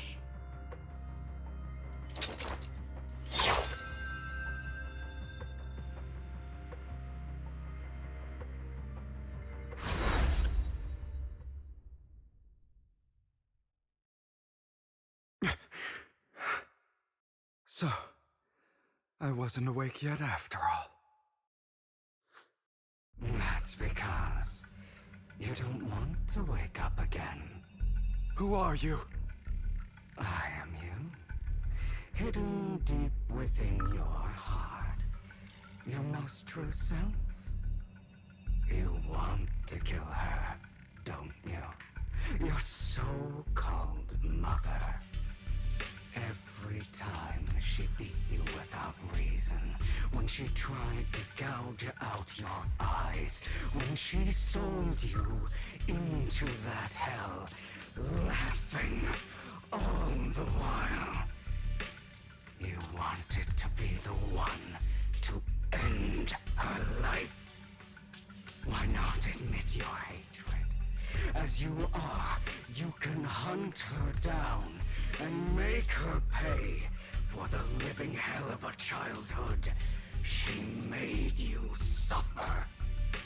Yes, I hate her. I hate her because she was foolish and shallow, greedy and stupid. I hate her because she doesn't deserve to be a mother. She did everything she could to try and get into the Ravenlock family, believing she could live a life of luxury without having to do anything and never realizing she was a pawn, discarded from the very beginning. So she chose to blame me. Blame me for my heterochromia. Blame me for my very existence. But I won't kill her, because I know it won't change anything. She was incapable of loving me, just as she is incapable of loving herself. Have you been brainwashed by that dog? Keeping up the act of being some magnanimous and forgiving fool?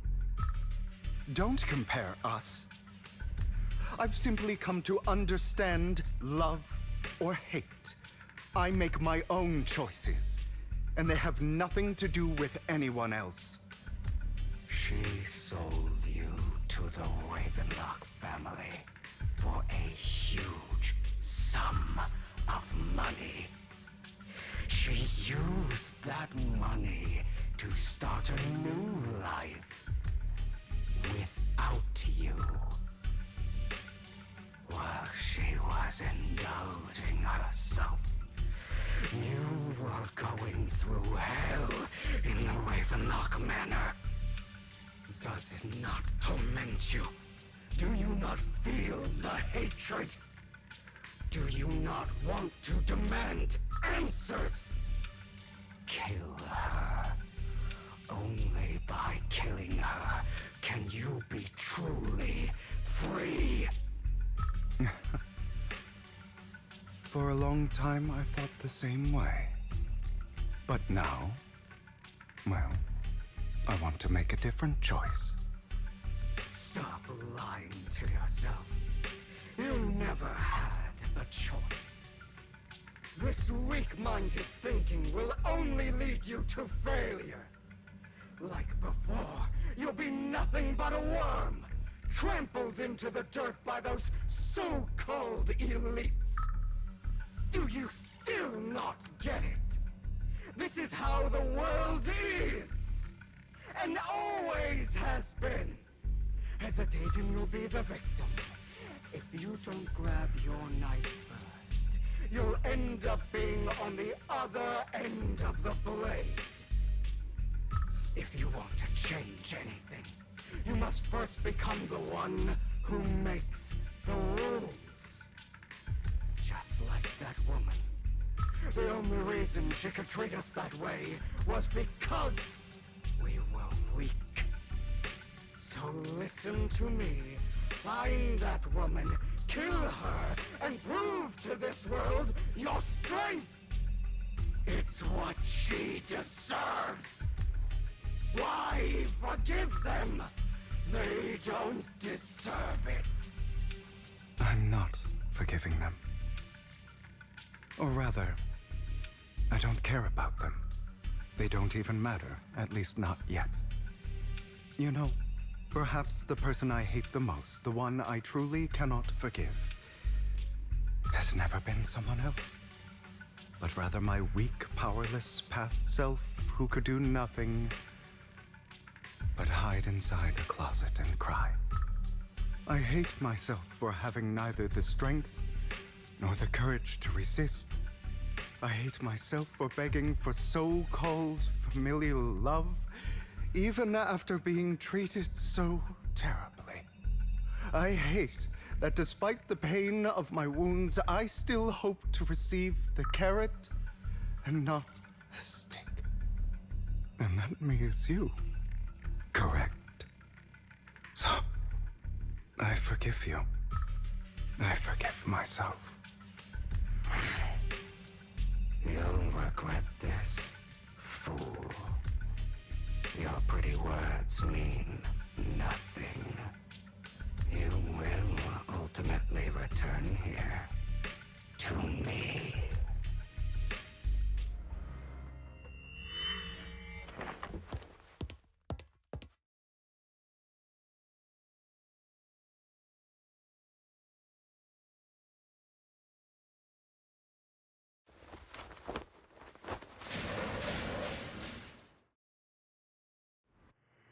I see. This is still an illusion. I wonder who's going to show up this time.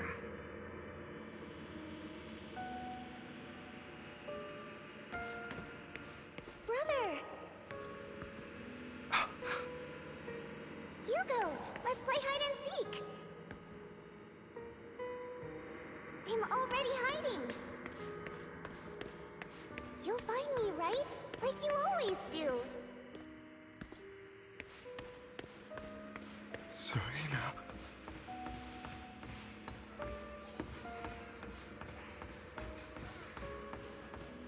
You're looking in the wrong place.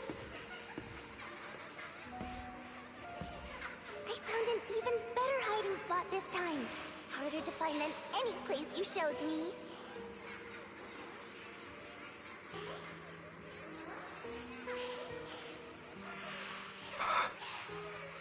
Hey, Hugo? Do you ever wonder why I had to die? It was because of me. That's right. It was because of you. It's all your fault. If only you didn't exist, I wouldn't have had to suffer.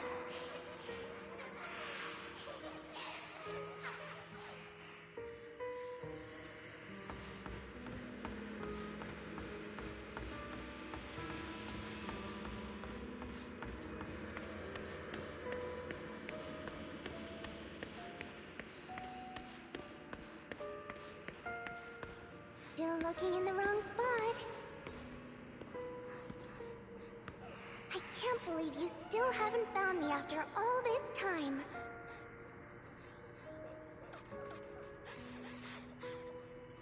Have you forgotten about me?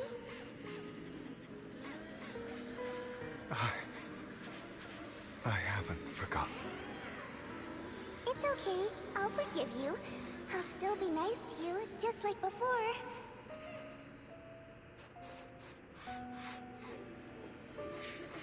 I was the only one who was ever nice to you, wasn't I? Yes. Then tell me, why do good people always suffer? Why is kindness always punished instead?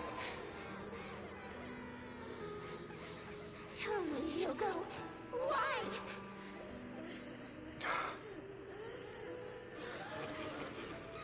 Hugo, are you lost? Go back the way you came. I left you a surprise there.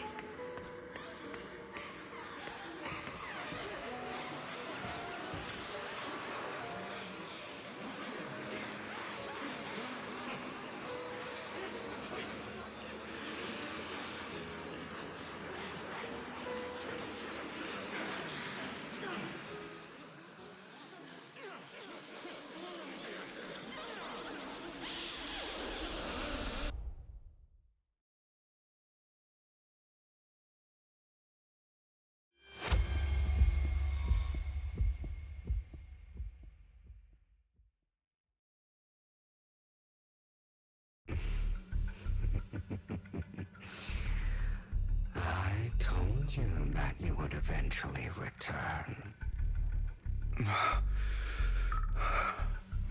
We meet again, my friend. I told you, I am you. The side of you that you've always tried to deny existed. Of course. I know. This time it's about Serena. Right? Yes, your half-sister. And the only child in the Ravenlock family who was kind to you. Unfortunately, it was her kindness that led to her untimely death. It was my fault. I don't like the way you blame yourself. Because that means I'm to blame as well. And I don't think I did anything wrong. Your mother sold you to the Ravenlocks. And your father, he saw your talent and wanted to use you to push the other children into competing with each other. My brothers and sisters wanted to get rid of me from the moment they first saw me. In their eyes, you were no more than a slave. But Serena dared to treat you, a slave, as if you were human. And so, she was fated to die. They tried to kill me many times, but I was careful, and they did not succeed. So they killed Serena, who was weaker, an easier target, and pinned everything on you. Serena died in your place. Those cruel brats thought that by reporting this this to Father. They could use it to get rid of you, a rival who threatened their positions. Yet, not only did Father not blame you for the incident, he praised you for it. In this world, only the ruthless, cruel, and merciless can stand at the top. And that's exactly what you managed to live up to, no? You found a perfect opportunity thereafter to catch the ringleader of the group who framed you and almost beat him to death.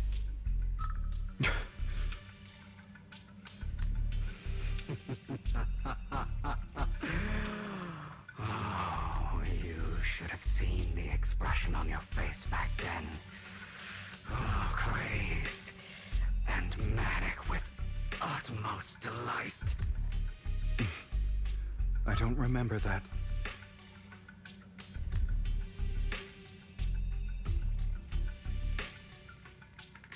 Here you go again, trying to deny your desires.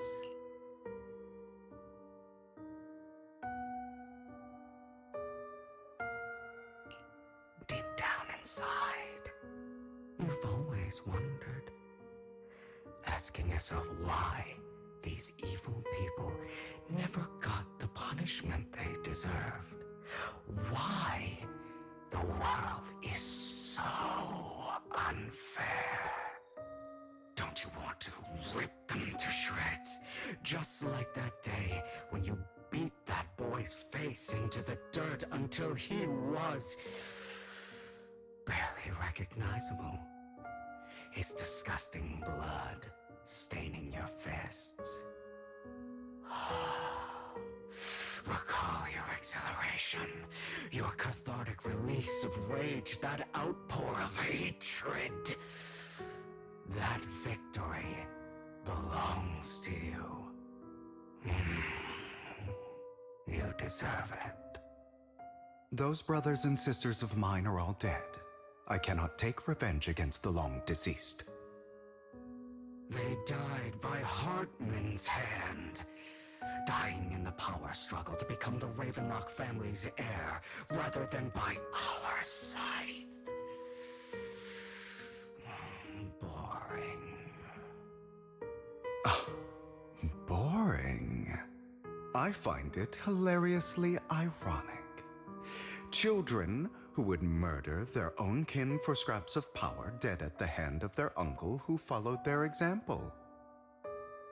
Is that not karma? Power struggles, pitting kin against each other, betrayal, suspicion, and hatred between people of the same blood.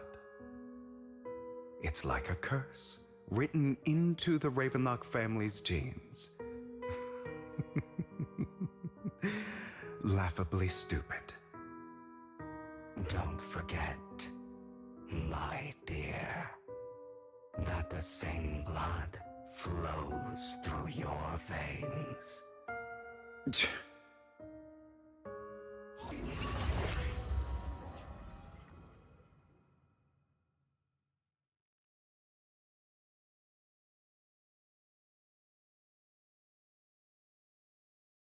That's right, my dear nephew. No matter how much you deny it, the blood of the Ravenlock family flows through your veins. Survival of the fittest. Only the strongest deserve to live. Only the strongest deserve to rule. This is the path of success that has led the Ravenlock family to victory countless times. A blessing and a curse etched into your flesh and blood. As long as you live, you'll never escape the mark of family. You are destined to one day become someone like me, like your father.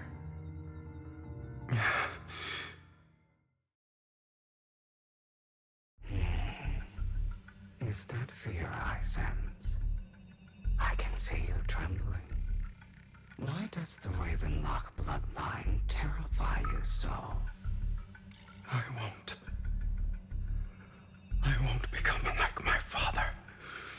Never. You won't become a failure like him.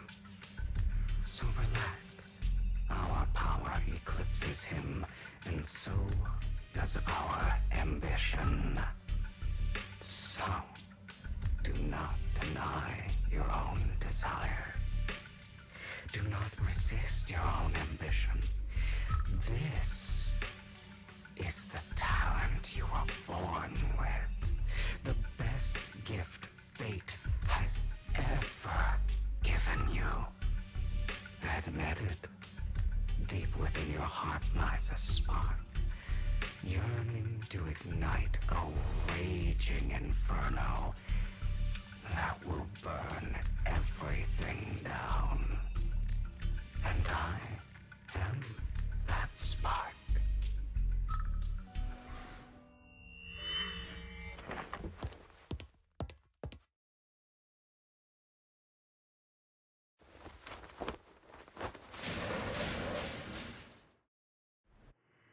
Lycon. Never thought I'd be this genuinely thankful to see you.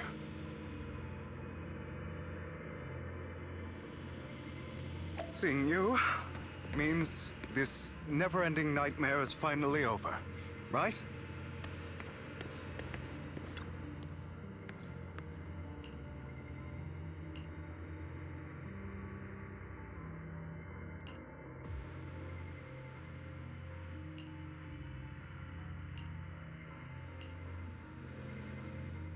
I don't want to hear something like that from you. You have no idea what that man, my father, is really like. A person who stops at nothing for their own interests and ambitions. Just like what you're doing right now. And what do you think I'm doing this for? All of this was part of your plan. You knew where the Ravenlock family was going to be, so you set Mockingbird's target there. To seek revenge, you plotted to assassinate your own father, but he was too vigilant, and you failed.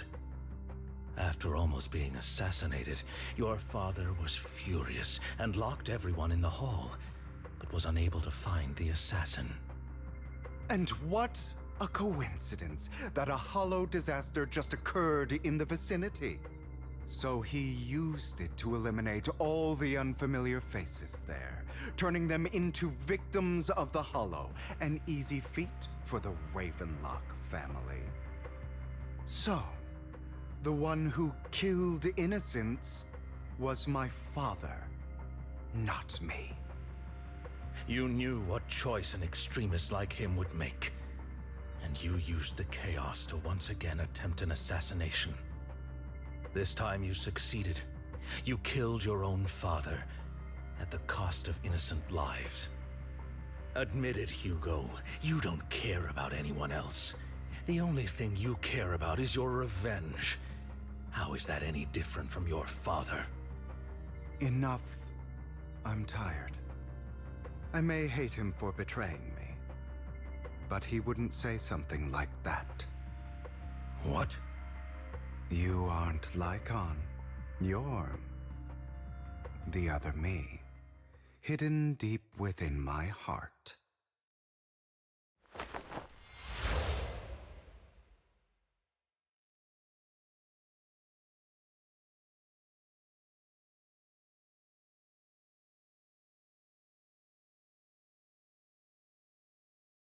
I've been waiting for you, my dear.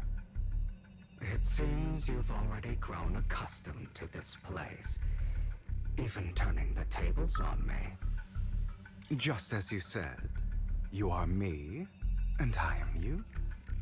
There's no such thing as having an advantage over oneself. We are ultimately one and the same, forever inseparable. Then you should know what I want to say. When you and Lycon split, you didn't even try to clear up the misunderstanding, didn't deny or argue against what he said. Because you realized that deep down, he was right about you. You just hadn't acted on it yet. Some people live only to bring more suffering into this world. Sometimes, murder is what brings justice back into this world. For that, I must stain these hands in blood. That's right. Just like what you said before you faked your death. Were those words really just an act? To slay the dragon, you must first become one with sharp claws, rending fangs, and strength enough to destroy anything. You know the truth better than anyone. If you hadn't hesitated, and instead seized the first opportunity to kill your father, none of what followed would have happened. Innocent civilians wouldn't have died. Your partner wouldn't have lost an eye and both legs trying to save people. And Mockingbird would have never gotten to that point. You can save more people. Save good people. Save more lives than the evil ones you take. I've spent countless hours in regret over that incident. So why not submit to your true nature? You want to be the judge, jury, and executioner of this world. And you can. I wasn't responsible for Father's death. The true mastermind is my uncle, Hartman. His schemes to kill the head of the family were all so he could take control. Mockingbird was simply unlucky enough to get caught up in it. So, for a behemoth like the Ravenlock family, with its roots so deep, a single person's death, regardless of who that person is, wouldn't change anything. Of course, whether it's Topps, the Mayflower family, or even the entire world, it's actually all the same. I refuse to be dragged down by pointless hatred any longer. You foolish, stubborn idiot. Do you understand the power of hatred? Have we not come this far precisely because of it? Or are you going to follow Lycon and Jack's twisted logic? Come on. You don't actually trust anyone? Otherwise, why would you hide this whole scheme of faking your death from them?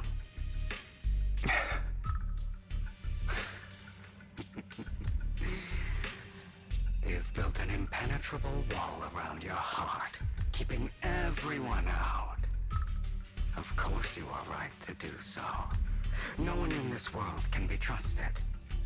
Always. All you'll receive is hatred from your own blood and no love. Suspicion from your companions, and betrayal that comes all too easily. But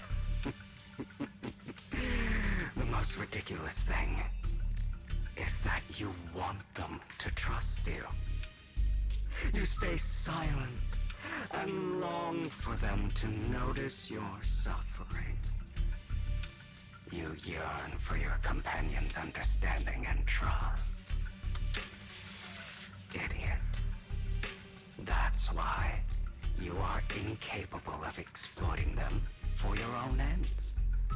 You care about their safety even more than your own.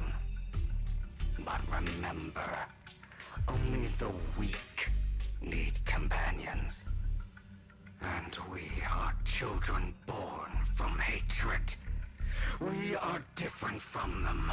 I will never be like them, and I don't need to be.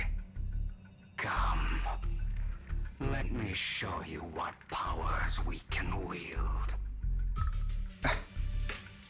But you are me, and I'll never lose to myself.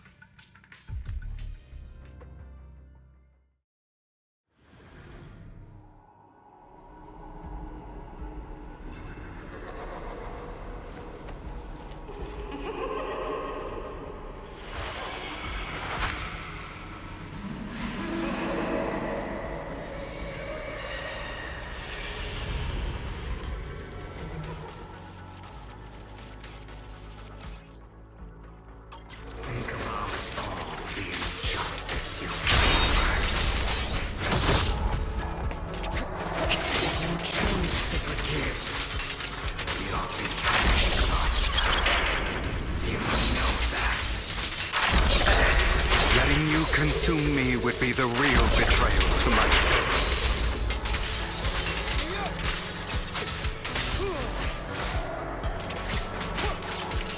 Beg for mercy! Out of my way! You're just a place to eliminate.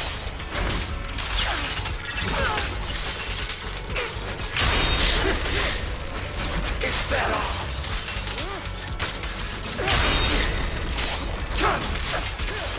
I have you now!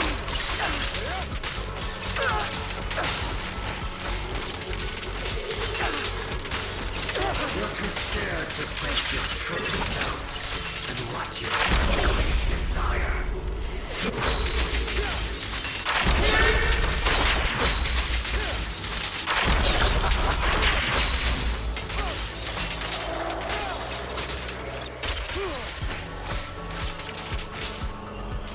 Trying to run, are we?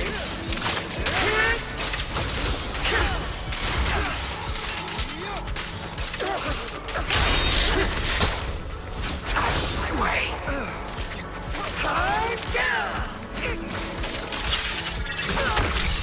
Prostrate yourself before the abyss! I have you now! Are you trying to kill me? You think you can just get rid of me? Without me, you are nothing. For what it's worth, thank you. Don't be afraid. You and I are inseparable. You're part of me, just as I am part of you. Fancy words won't change anything. No. It's not just platitudes. I finally understand now. Some pain only fades when it's seen. When it's accepted. So I won't fight you anymore. I won't hate myself anymore. Weakness, hatred, malice, strength, forgiveness, justice.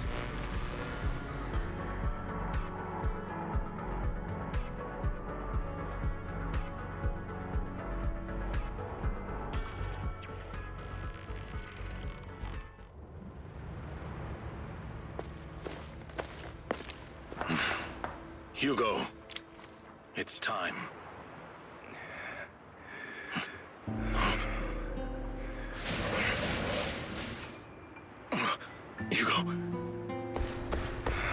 Hugo, you...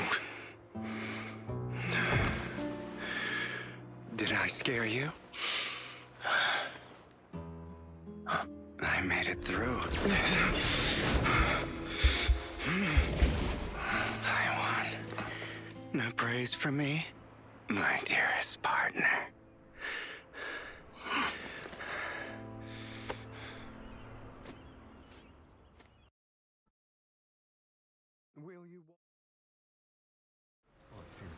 This is just like what I saw in my dream. I guess there are still some lingering side effects.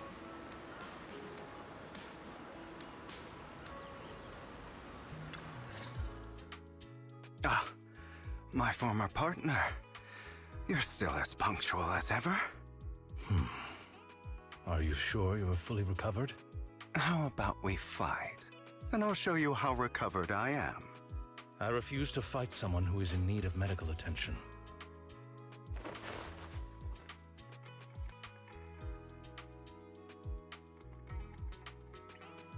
How thoughtful. I'm touched. Or perhaps is this simply part of Victoria Housekeeping's professional care? I'd rather you not starve to death.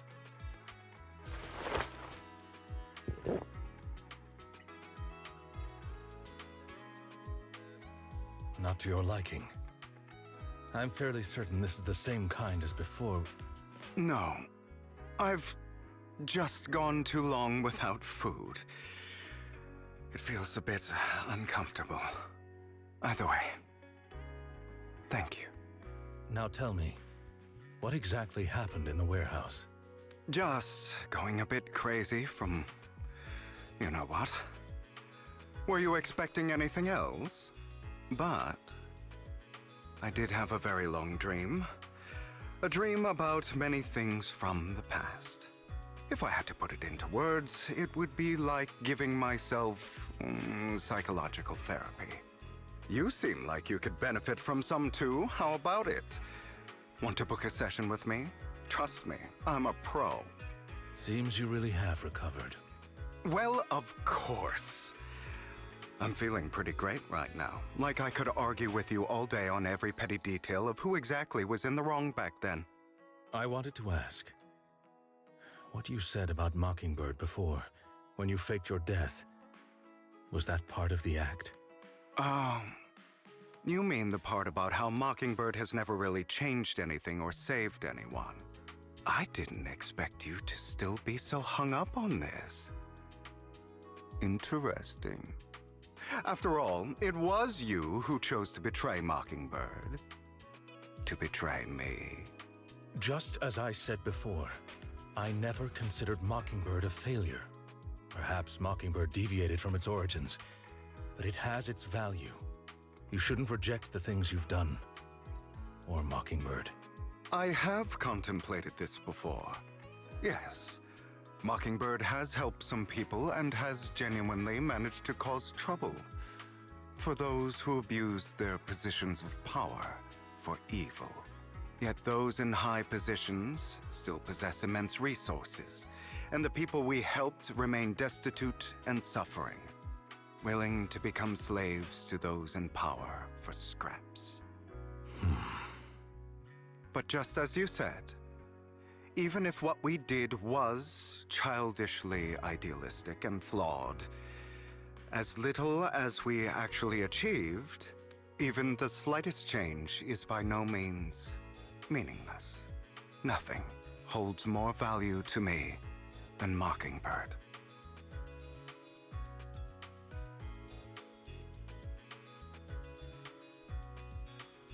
All right, let's catch up later. I still have things to do, and need to wrap up my plan. I thought you would rest up first. As much as I would prefer that. My dear uncle and the Exaltus fanatics likely would not give me such an opportunity. If all has gone to plan, the fish will have taken the bait already. And if everything goes very well, I'll soon have solid evidence of the Ravenlock family's crimes.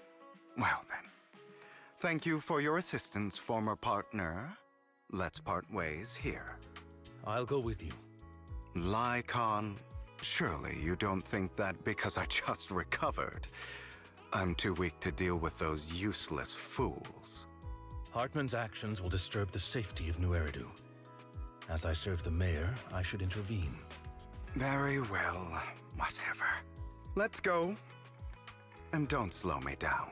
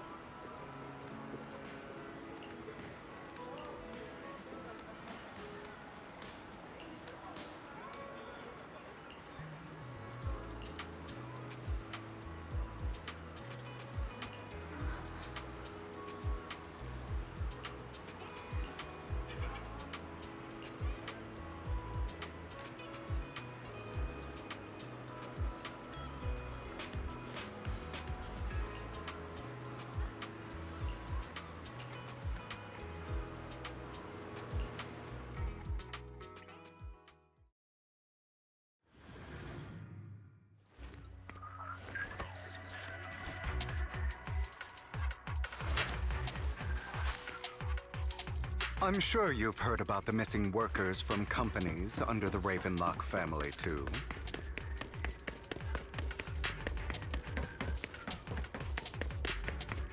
Those are Ravenlock's men. The workers with them are the victims who were tricked into going into the Hollow.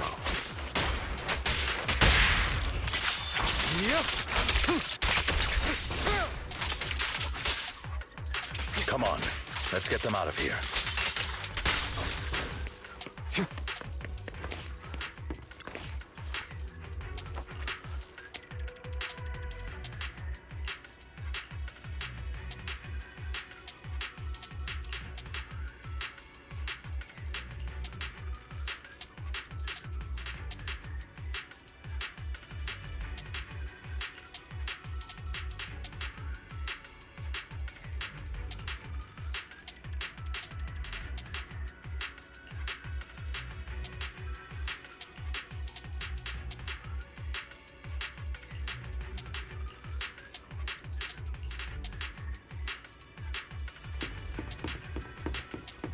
I'm not opposed to working with you. Bunch of nobodies. Annoying as hell. Kill them! You're welcome to try.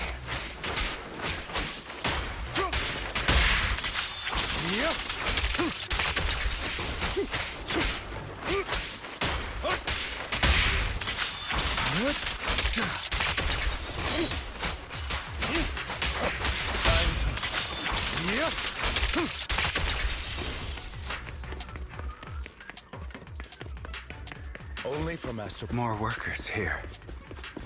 And quite a lot of them.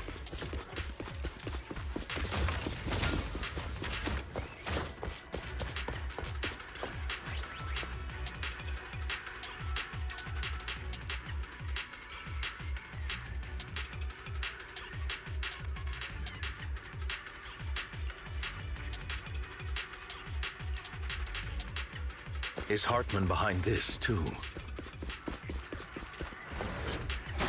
Of course. He threw them into the Hollow like offerings for the Exaltists.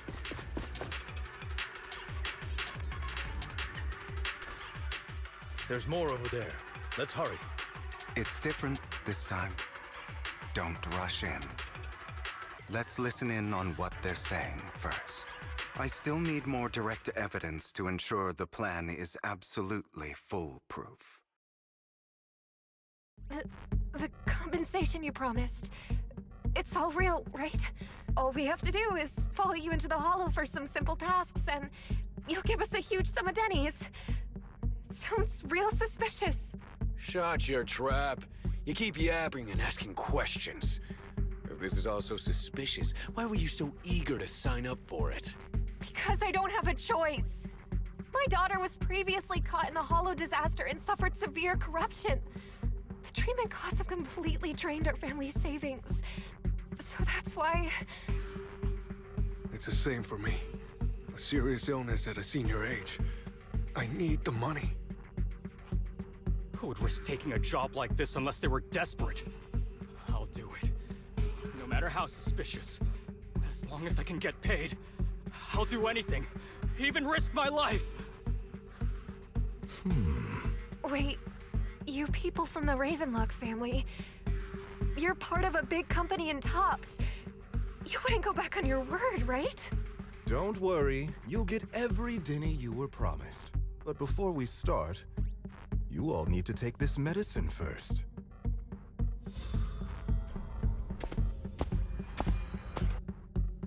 Bro, should we really be doing this already? These workers keep talking. We're wasting time like this. And the sooner they take it, the sooner it'll be over. Consider it an early release for them. What? You didn't say anything about having to take pills before. Look, this is good stuff, all right? It'll increase your ether aptitude. There's tons of people who'd kill for something like this. Exactly! You'll be working in the Hollow for several hours. This is essential medication. You have to take it before we continue. If you refuse, then you can forget about the job. Of course, you won't receive the compensation either. Lycon, what are you doing? Rescuing those workers, of course. There's clearly something off about those pills. We can't let them take them. Now is not the right time. As I said, we need more evidence to ensure the plan works. And as I said many years ago, you can't exploit innocence to achieve your goal. So that's how you see it. If that's not what you want me to think, then explain everything to me. All right. It's a little complicated, but simply put, these workers will be fine. Of course, it's your choice to trust me or not. But if you try to rush in, I will stop you. I trust you.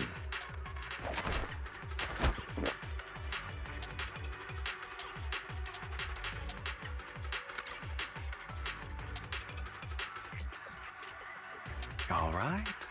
That's the evidence. Now we can go and beat them into the ground as much as you want. Don't forget, you owe me an explanation. Also, don't overdo it and kill them. Even if they're the worst of the Ravenlock family. All right, Your Holiness, Saint Lycon. Those were... Who the hell are you? Why don't you take a guess? We're the ones here to stop you.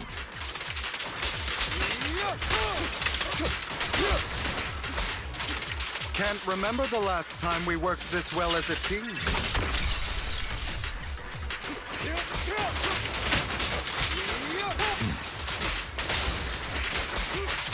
Your legs? How are they feeling? I'm fine. To be honest, I think I prefer the way you used to fight. Before. You had a lot more aggression. It begins. I've merely learned to control my strength.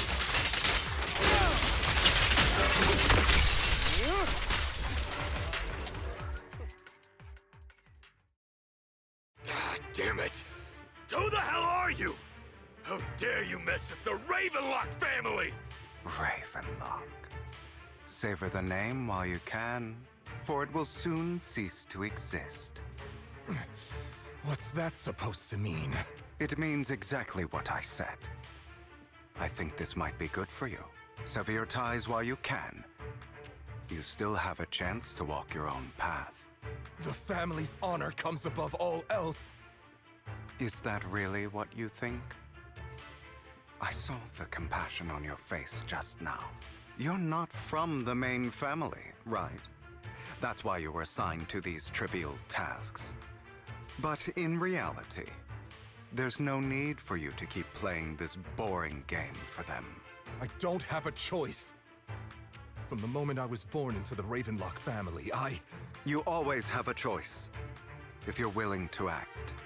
All right, let's end the small talk here.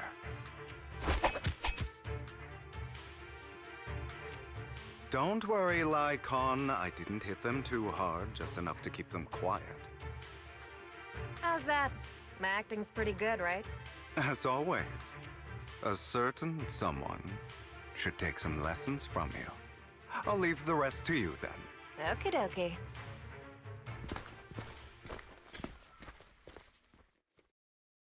Okay, now can you tell me exactly what's going on here? As you can see, that worker just now was actually an informant of mine. The pills were swapped out with vitamin tablets. Outside of this batch, some workers have already taken the actual substance Hartman has. But rest assured, the antidote for it is already in development. I found the best in the field to help, and with— I wanted to ask. The reason you did, besides getting evidence, it was also to... I wanted to ask. But rest assured, the antidote for it is already in development. I found the best in the field to help, and with the data I collected before, we should have results soon. I wanted to ask. The reason you decided to lock yourself in a room and endure the effects of the drug. Besides getting evidence, it was also to collect data on this drug in order to create an antidote, correct? Collect data on this drug in order to create an antidote, correct? It seems you're not completely beyond hope. I thought you were just being stubborn. Sometimes I wonder if you know me at all. Then, I have one last question. Why did you never tell me any of this back then? The truth is, I heard everything. That entire conversation between you and Jack. Before he passed away in that small attic. When Jack called you aside and gave you those warnings. When he told me you might go down the wrong path. That's right. You never said anything. What would I even do? Scream and rage over your suspicions, or get on my knees and beg for you to trust me? You know there's no way I'd allow myself to do such a thing. Besides, back then, even I was confused about myself. Jack, he... It's all in the past. You don't need to explain anything to me. Enough. We should get going. If we're going to reminisce over the past, we should find a more suitable location.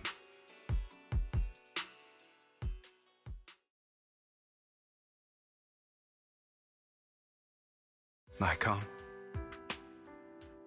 that incident back then, I didn't do it.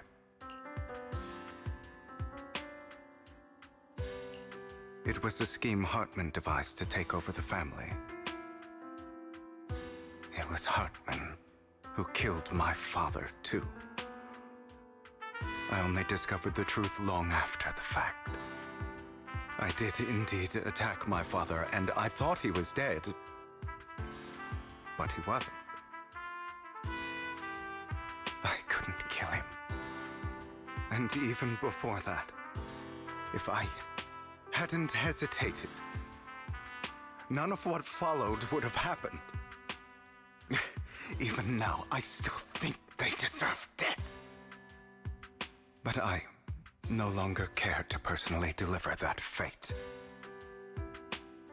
They're beneath me. And I have more important things to do.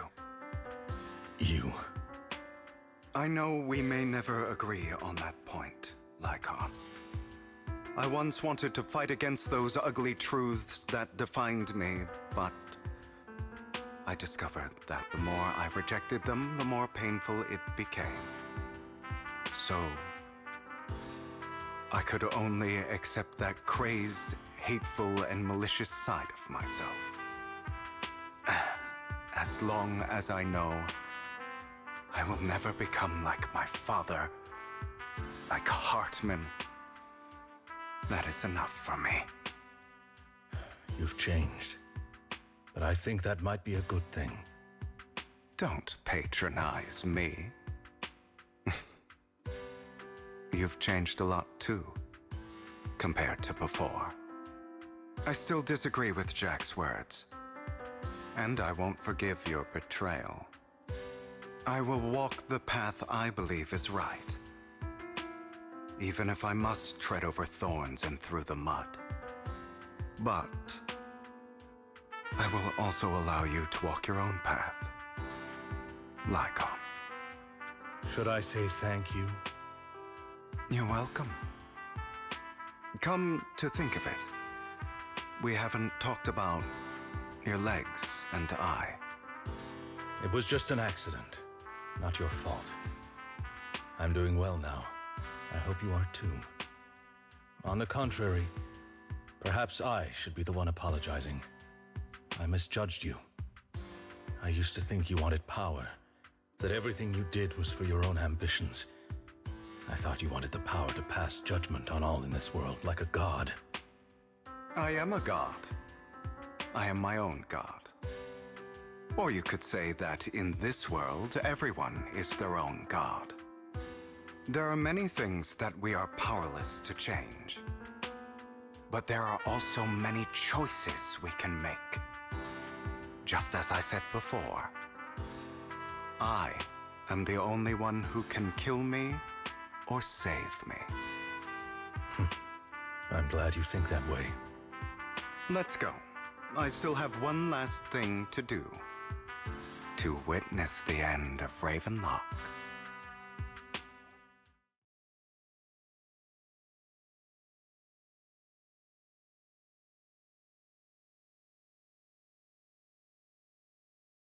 You really think you can take my place if I die? Never, you filthy bastard! Your little tricks mean nothing. As long as the Ravenlock family stands, I can still get back on my feet. You still don't get it, do you? This was never about avenging my father. And I don't care about taking your place. I didn't come this far just to kill you. That'd be pathetic. Right on cue. Why don't you take a look at this, Uncle? On behalf of TOPS, I'd like to clarify that we had no involvement in the Ravenlock family's actions. TOPS is officially terminating all partnerships with the Ravenlock family, effective immediately. We will have no further affiliation with them. Are you crazy? What the hell do you get out of ruining the Ravenlocks? You want to be a petty thief forever? Thief? Oh, Uncle. Allow me to reintroduce myself. I'm the name people whisper about. The one who robs the rich and gives to the poor. I'm the master con artist who can fool anyone, anytime. I'm the leader of Mockingbird. The one who turns every headline into my own stage. I have friends who'd catch me if I fall, partners who'd shed tears for me, and allies who always have my back. I am Hugo Vlad. You're the one who needs the Ravenlock name. I never did. You ungrateful bastard! You should have never been born. You flatter me. Same goes for you, Uncle.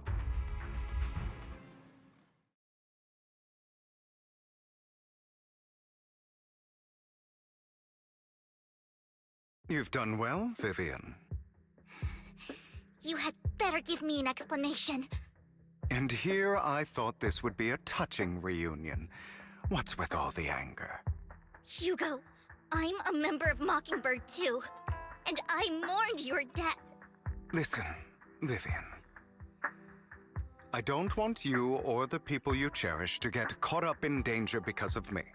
I've always been selfish, so I don't hesitate to use you all as variables in my plans. But it is because I am selfish that I also don't want my failures to affect my treasured companions. In any case, if you were in the same position, would you not make the same decisions? Lycon's taking care of everything outside. We should go. Also, Belle, thank you. And I'm sorry for the whole act where I threatened you. It was the only way for Hartman to drop his guard against you and leave you be. I, Hugo Vlad, am forever indebted to you.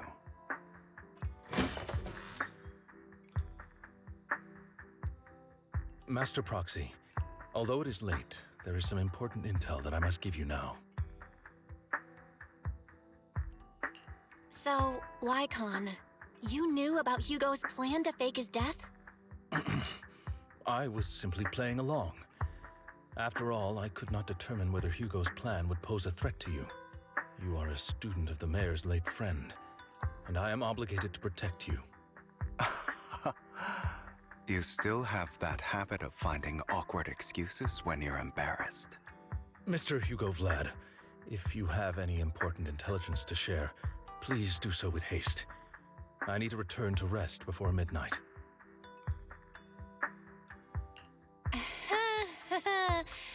You two sure are close.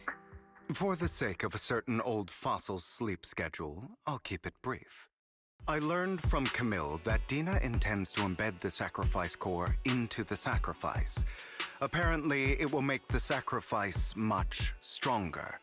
Sacrifices created this way will not retain their minds and will indiscriminately attack all living beings, including their creator. So the Exaltists don't do this. It would bring them no benefit. But Dina's concoction can control people's minds. If a person takes the pill and is injected with the serum Landon left behind, the sacrifice would be under its creator's control. Although the dormant sacrifice has been destroyed, Dina found a batch of that serum her father created and wants to create new sacrifices. Never mind the sacrifice. Hartman's sacrifice core is a fake. We don't know where the real one's gone. The real core has always been here. Here? In Lord Phaethon's video store? Vivian, do you remember when I suggested you give that collectible to our dear proxy? I remember. But that was just an ordinary pendant. And I've met the person who submitted it. She has absolutely no connection to the Exaltists. How about our dear proxy take out that pendant so we can take a look?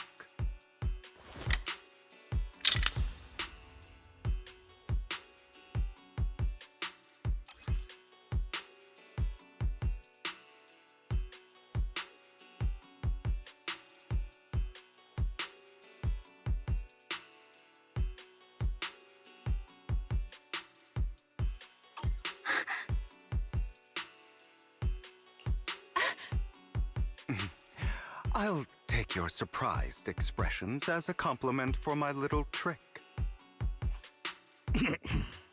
I will hand over this core to the mayor as agreed, since he fulfilled his promise to protect Vivian and the manager while I was pretending to be dead. I won't go back on my promises.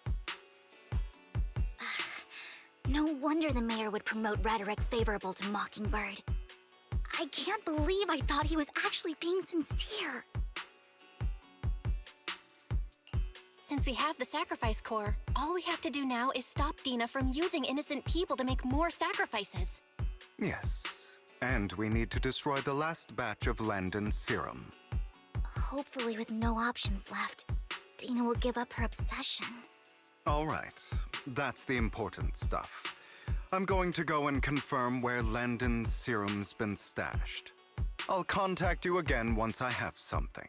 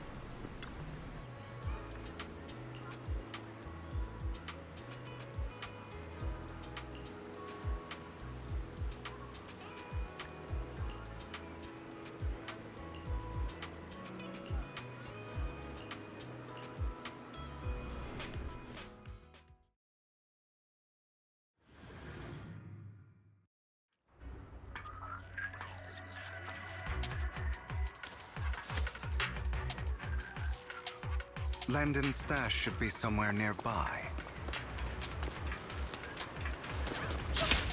I did some digging. Some of the missing workers were brought here too. I'm part of Mockingbird too. Dina's getting ready to make her move. Say no more. Don't worry, we'll clear them out.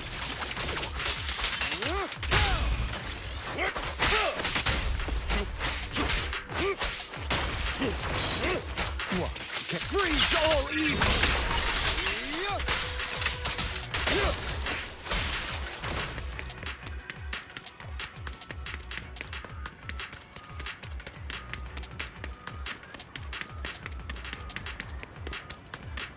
Oh my.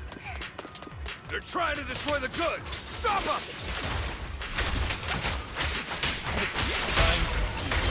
We need to take care of the guards first.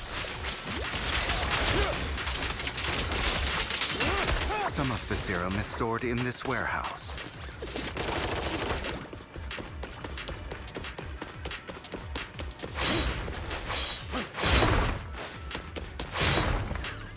You're not taking anything from here. Hugo, get the guards first. Say no more. The end is... You just stepped into your own grave!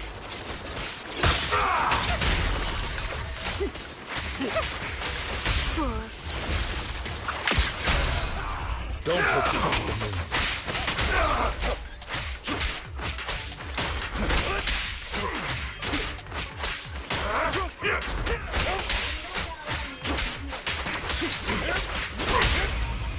The truth is a beloved fairy tale. Out of my way! This power!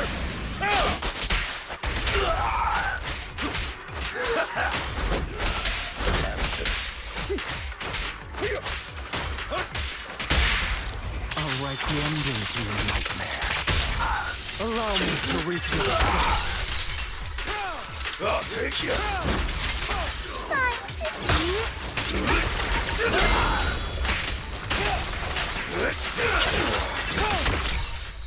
More of Landon's serum survives than expected. Fortunately, since they're still here, it means Dina hasn't executed the final step of her plan. There's likely a lot more stashed around here, and we have yet to locate the missing people. Our actions here won't go unnoticed. Perhaps they're making plans to deal with us on their side. With Landon and Dina's concoctions combined, she may be capable of creating a sacrifice that obeys her. If it comes to that, this will get far more troublesome. How about we split up? Hugo and Lycon will destroy what remains of the substance around here, and Vivian and I will go search elsewhere. Very well. Let's go with your plan. But be careful if you encounter Dina and her people. According to Camille, she's absolutely obsessed with completing her father's dying wish. Who knows what she may try? Let's part ways here for now. And perhaps the other manager could use EOS to guide us. Sure. I've been feeling better these past few days, so just follow me. It's only now that I realize how fortunate we are to have two Lord Faithins. Although, I feel like our work's doubled. In the past, Belle and I would only ever work on the same route. Greater power means more responsibility. And in any case, I'm sure the mayor would be able to provide double compensation. He's a very generous person, after all. Right, Lycon? I will request additional compensation from the mayor. Compensation is just one aspect. It's one thing with Belle being in the Hollow in person, but now with us working on separate routes, I can't help but worry even more for her safety. Oh, but I trust in your abilities. I'm just not quite used to this.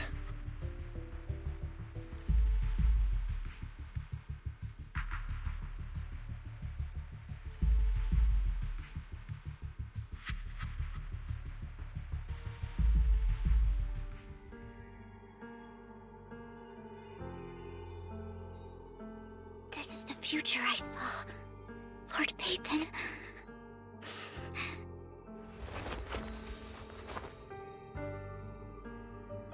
I'm sorry. This time, I will make sure the future I saw does not come to pass. I don't want to bring you misfortune. That's all I wish for.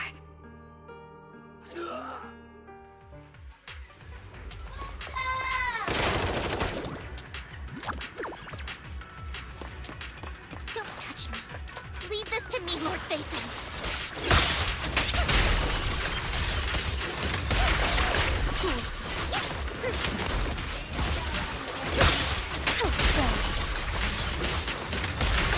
Don't touch me.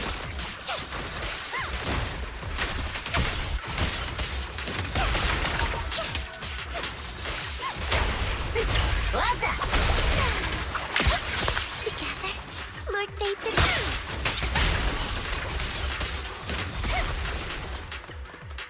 Lord Phaethon, there might be more serum here. How dare you steal from Lady Dina! Me and Lord Phaethon. I'll try to go easy on you. You're a promise.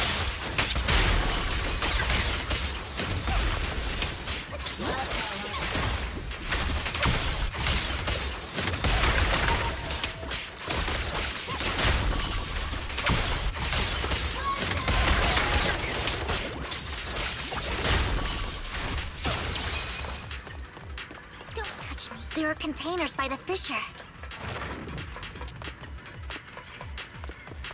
There's got to be something in...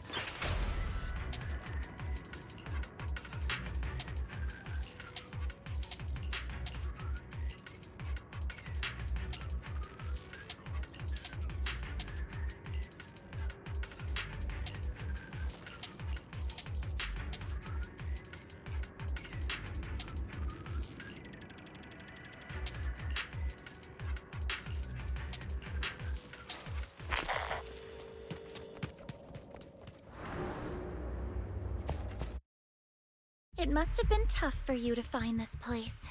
Vivian, if you had stayed out of it, I wouldn't be so eager to get rid of you. Those people have been taken to safety. You're all out of options. They're just mere test subjects. So what if they get away? There will always be people consumed by greed, and therefore, they will come willingly to me. In any case, what are a few sacrifices in comparison to the completion of Father's grand ambition? Dina, you deceived those people. They didn't come willingly to you. You tricked them, just like Landon did back then. Deceived? Father gave hope to those who had everything taken from them by the Hollows. Vivian, you once rejoiced at the hope Father offered you, too. Before Father took you in, you were no more than an omen of disaster that no one wanted. It was Father who gave you shelter and a purpose for existing. Do you remember the first time you bestowed a blessing under Father's guidance? How did you feel when that person looked at you with adoration and gratefulness? That was the first time you felt hope. Like your existence had a purpose, right? Don't forget that it was Father who, through what you call deception, gave you hope. And you, what have you done? You basked in Father's attention and everyone's adoration, only to destroy everything. Do you think that by leaving the Exaltists, those people will live better lives? Of course not. Those who suffered under the Hollows will only continue on as walking corpses, without the hope Father gave them. Do you really think you're some sort of savior, Vivian? In the end, you're just an ungrateful brat who brings misfortune to those around her. It was you who destroyed everyone's hope. Not everyone wants to live in false hope, Dina. You say it's because of greed that people willingly become your sacrifices. Perhaps those people aren't entirely virtuous. But that greed is just wanting to live a better life beyond the Hollows. What you and Landon have done was never about giving people hope, but exploiting it. Stop lying to yourself. Deep down, You know what Landon did was cruel. No. Back then, when Landon wanted to inject you with the serum, the fear in your face was as plain as day. I saw it all clearly. If all of this is as righteous as you claim, then why did you make such an expression, Dina? Don't look at me with such pity! Father did nothing wrong. All of this is to make something of the Hollows other than disaster. That's everyone's only hope. Dina, it's not too late to stop. Stop living in this lie. You know what would happen if a sacrifice loses control and escapes the Hollow. It's not the Hollows that are to blame for those people's deaths, but the hope you keep talking about. That will cause more despair and claim more lives. That is merely the necessary sacrifice to accomplish a greater goal. No one deserves to be a sacrifice. Your hypocritical magnanimity disgusts me.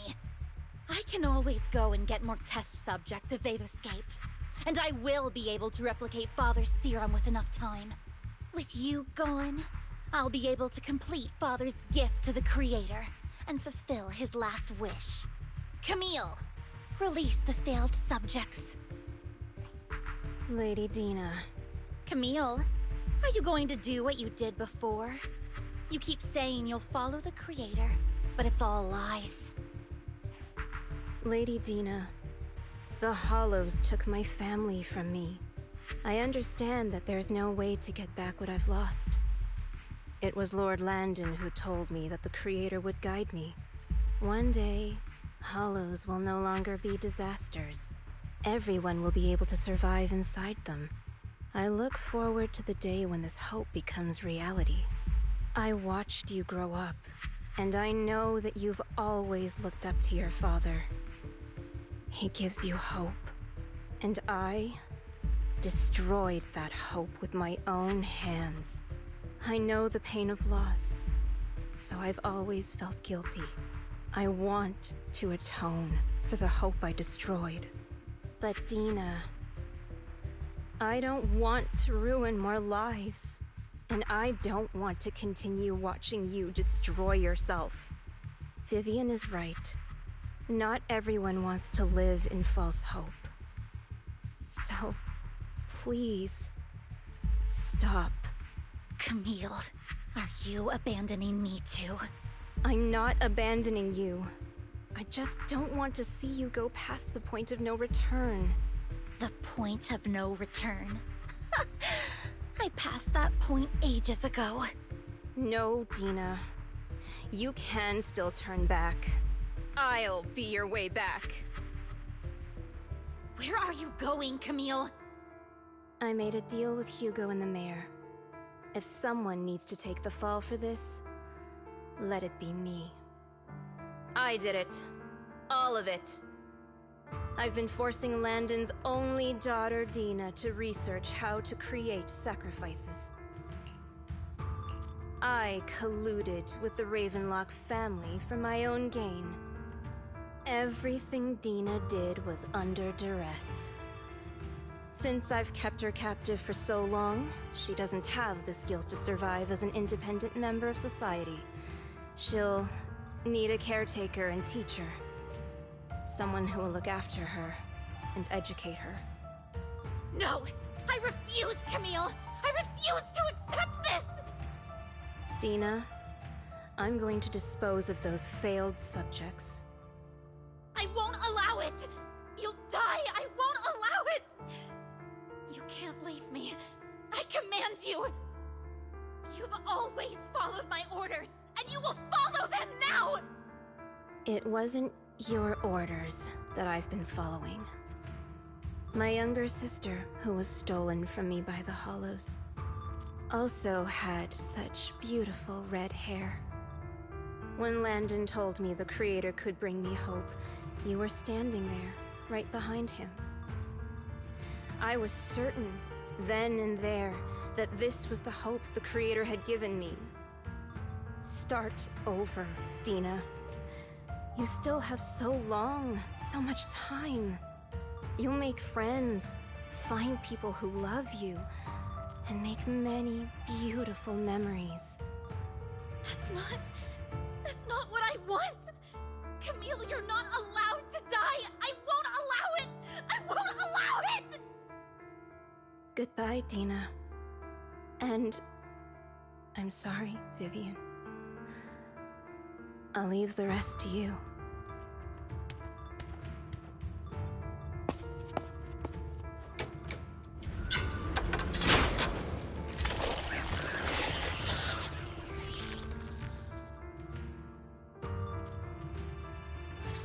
Take out these ethereals first.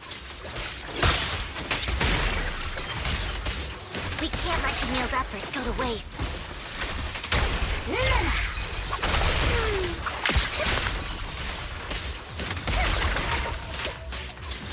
Stay away from me.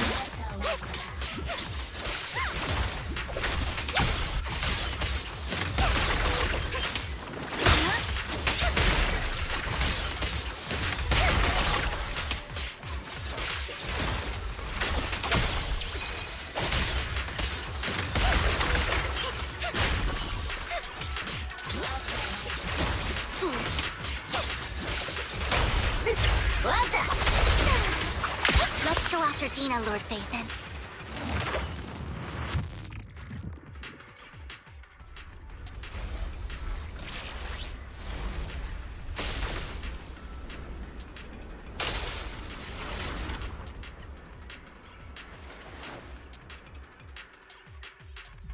Are you satisfied now, Vivian?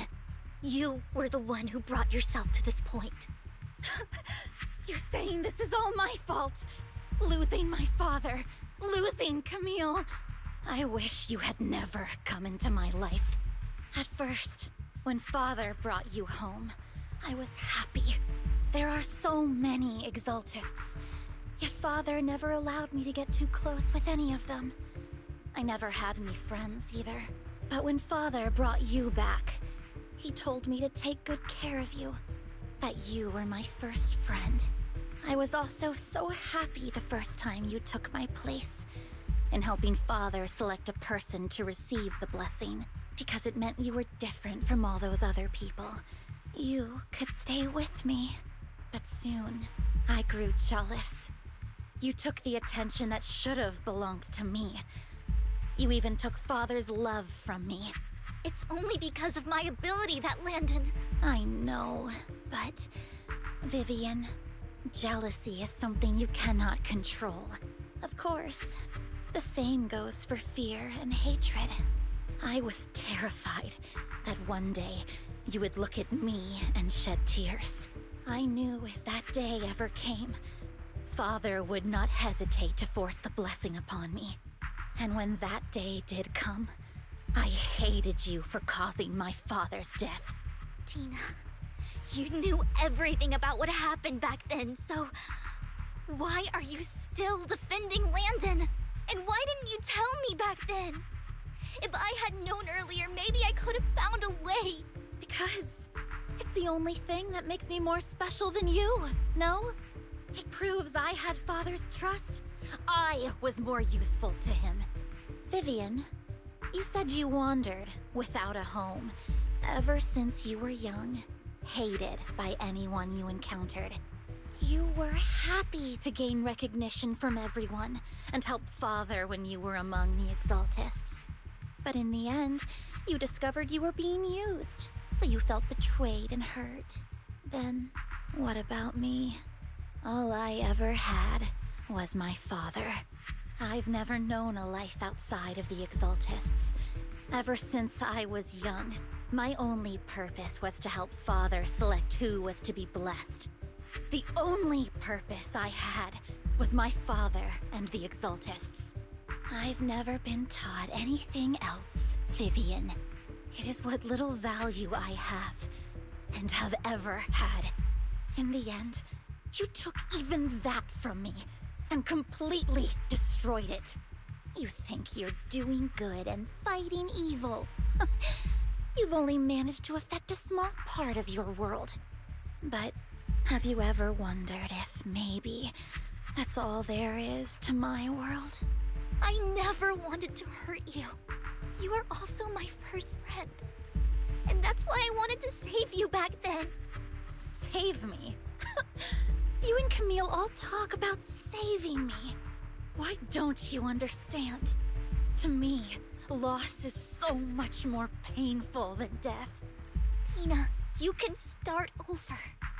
Everything Camille did was so you could live on. Let's leave the Hollow together. There are so many amazing places in New Eridu. This time, I'll take care of you. I've also met so many amazing people. I'm sure they'll love you too. Okay, Tina? Vivian, I can't forgive you. And I don't want to forgive you. I have nothing left. If what little hatred I do still harbor were taken from me, well, I refuse to be so pitiful. I won't apologize, Vivian.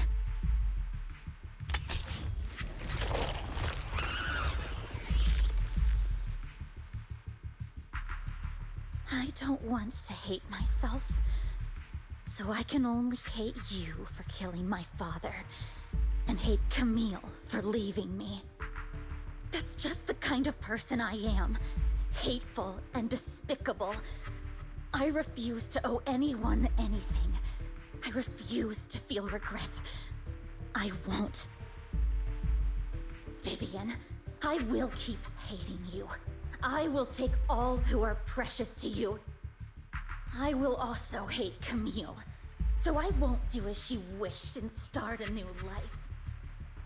Vivian, if you had never existed, if I had never, you would be... Lord Phaethon, please do not interfere. She was my first friend. I'm going to bid her farewell.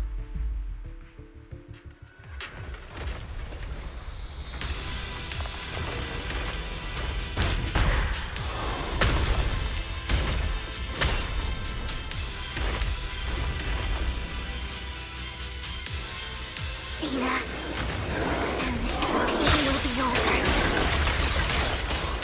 Lord Phaethon, don't come any closer!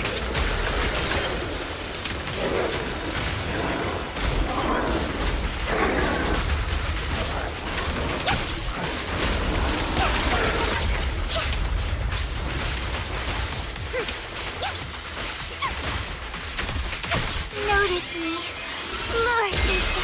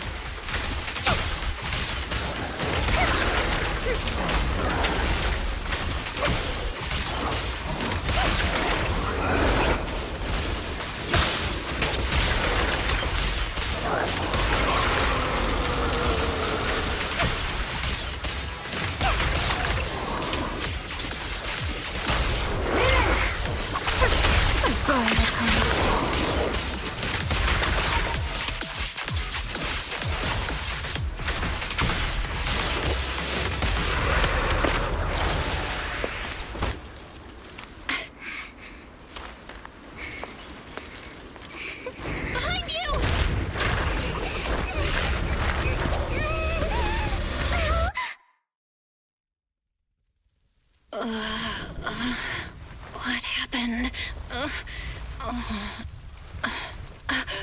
What the...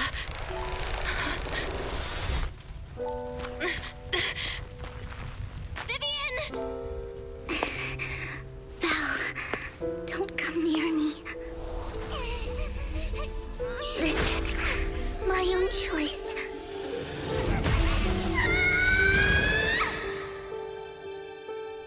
I will change the fate I saw.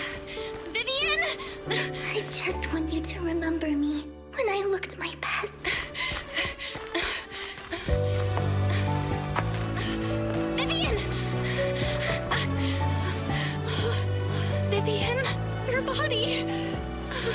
I'm sorry you had to see me like this, but I don't want to be the one that only brings misfortune anymore. No, please. No. It's so warm, and the night is beautiful.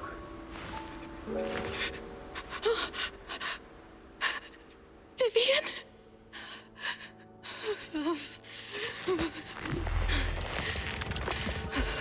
No. It can't end like this.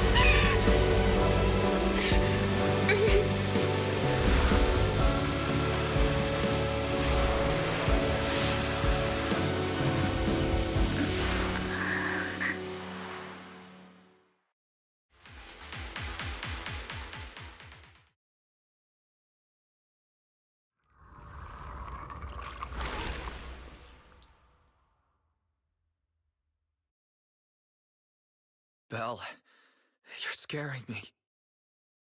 Belle, I'm so glad you're awake. What happened? I remember Vivian and I... Wait, where's Vivian? She injected herself with Landon's serum. Hugo and Lycon brought you out of the Hollow. You were in a coma and... I'm so glad you're safe. And you said Vivian used the serum on herself?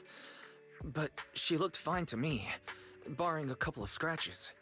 Hugo sent a message earlier saying he got her checked over, and she was all right. Can you recall what happened? The situation was dire, so Vivian used the serum on herself to defeat the ethereals. I saw the crystallization process starting to occur. And then I can't describe it, but I think I saw something. At the time, all I was thinking about was wanting to remove the crystals from Vivian. I don't even know what I did. But then I passed out, I guess. What happened after that? When I led Hugo and Lycon there, it was just you and Vivian lying on the ground. We didn't see anything else. Never mind that for now. Belle, do you feel any discomfort? Just a bit dizzy. For tonight, just get some rest.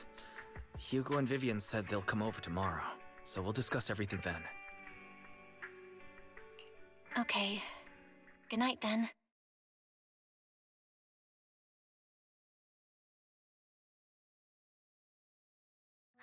Lord Phaethon! How are you feeling? No headaches? Leg pains? Heart palpitations? Loss of appetite? Vivian? I was just so worried. Sorry. Anyway, Lord Phaethon, I'm so glad you're okay. What happened this time was all my fault. You only became an ethereal to defeat Dina. If it weren't for you, neither of us would have made it out alive. So, what happened? Belle said she saw the crystallization process start, but I didn't see anything through EOS. Hugo, Lycon, did either of you guys see anything strange? Allow me to explain. Miss Vivian told us what happened after she awoke, and the mayor arranged a full medical checkup for her. Based on the results, Miss Vivian indeed shows mild corruption sequelae. But if the crystallization process had already started, the lingering effects should be far more severe. To be precise, if the process had already reached the point of mass surface crystallization, it should have taken no time at all to become an ethereal. So, the mayor theorizes that it was the etheric energy within Master Proxy's body that affected Vivian's condition and the surrounding etheric particles, causing Vivian's corruption to recede. Essentially, corruption is a reaction between the etheric particles inside the body and in the surrounding environment. Therefore, it's not necessarily irreversible, just that currently our mainstream method of defense is prevention. How come I didn't know I had this ability? How's it even possible for me to influence other people's etheric particles? That makes it sound like I can manipulate etheric energy at will. Master Proxy, you are special. This is a gift your teacher left you. Our teacher? So this has to do with her? I don't know all the details, so I cannot explain everything to you. My apologies. However, Miss Yixuan might be able to answer some of your questions. She will visit you sometime soon, so please feel free to ask her any questions you may have. She has quite an eccentric personality. If she causes you any inconvenience... If she causes trouble, can I file a complaint about her to you? Master Proxy, you have always been a people person, so I trust you will handle things just fine. That just makes me more worried. In any case, the mayor has asked me to give everyone his most sincere gratitude.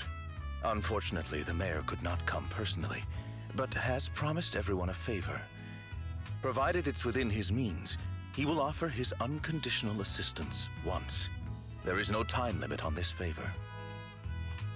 Unconditional, What if I wanted his position as mayor? If that is what you desire, then the mayor and his subordinates will be first in line to vote for you in the next election. As for the other votes, you'll have to work for them on your own. But should you assume office, I hope you take full responsibility for handling all day-to-day matters and lead by example. By sheer happenstance, the mayor has provided you with a copy of his current assignment, the City Waste Sorting and Processing proposal. Old fox. Well, can I request Lord Phaethon's? The mayor imagined you might ask. I have prepared all the necessary documents, and the ceremony expenses will be covered by the mayor as a gift. As long as Master Proxy agrees, we can sign and process the documents immediately. But this matter requires mutual consent, and cannot involve coercion, confinement, or one party's lack of consciousness. Stop! I would never do that to Lord Phaethon! Probably. At least not today. As for you, Master Proxies, the mayor has some sense of what you desire. That said, he hopes you might speak with Miss Yixuan first before you decide the timing of that favor.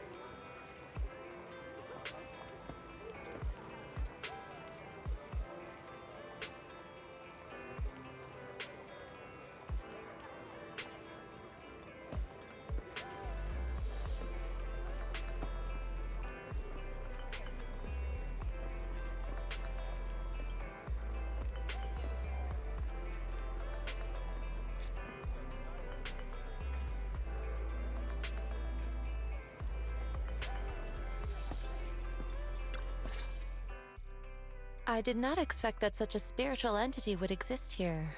It appears this street is a geomantic gem. A spiritual entity? His name is Howl, and I guess you could say he's a neighbor of mine. Is there something special about him? No, I was simply a bit surprised. It's rare to find such an intelligent individual of this breed. Even huskies can be really smart. Howl is proof. You're right. Yet, being overly intelligent comes at a price. It must stay here for prolonged periods of time, parted from its owner and unable to move about freely. Both a blessing and a curse. However, it seems quite happy. We've strayed a bit off topic. Since you're back, let's discuss our partnership.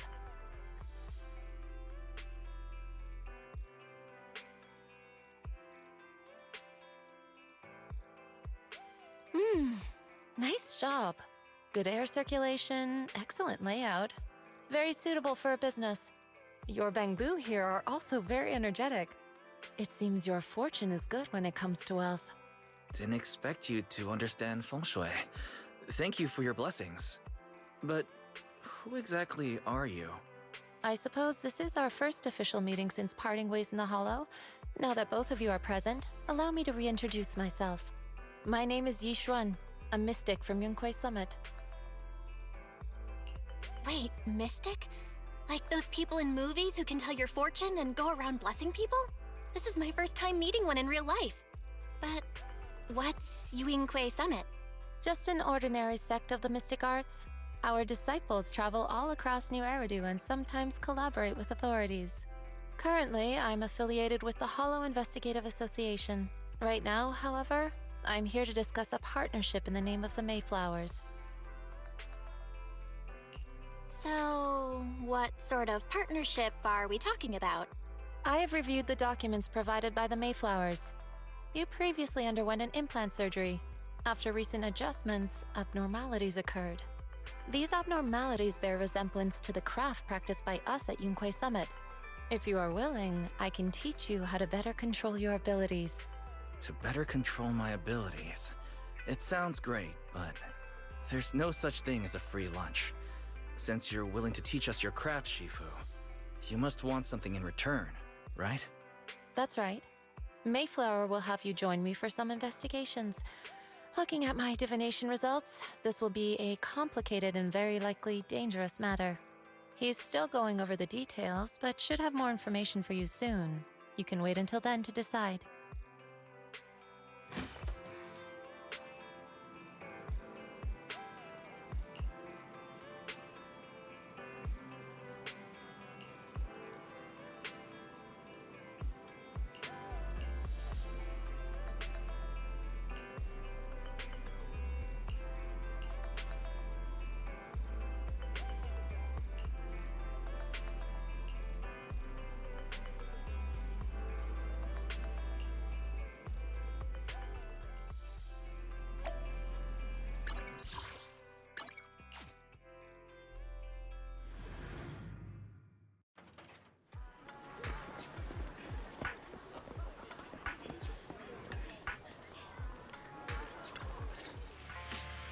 Please, help me check my fortune!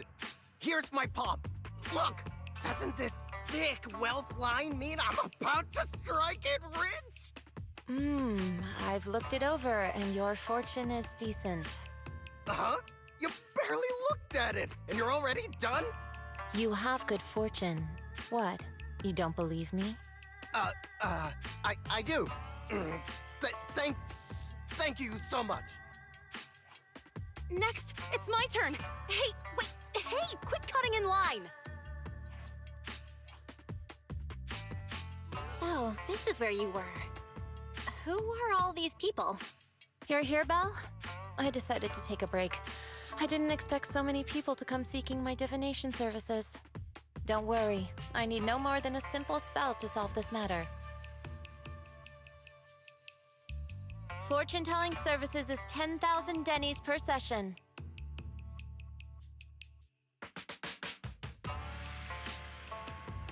All gone?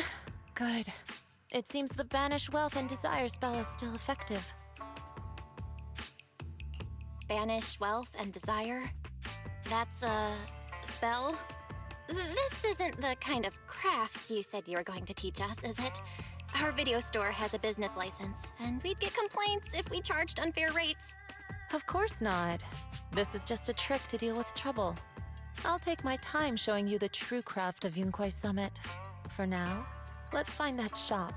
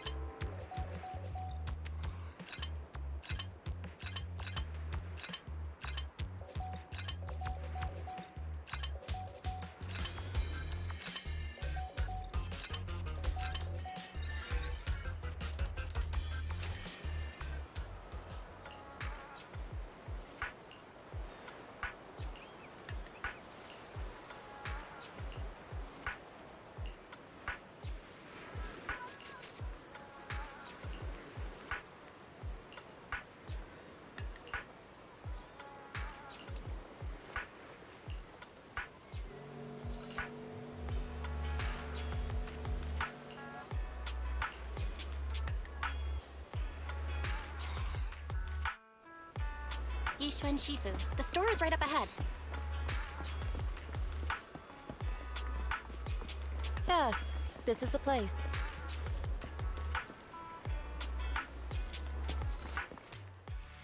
Ah, this is the one. Seems it's closed. Another wasted trip. Not necessarily. 1 second, please.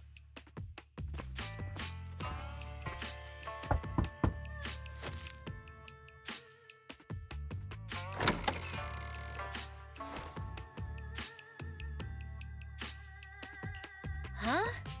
Is there someone inside?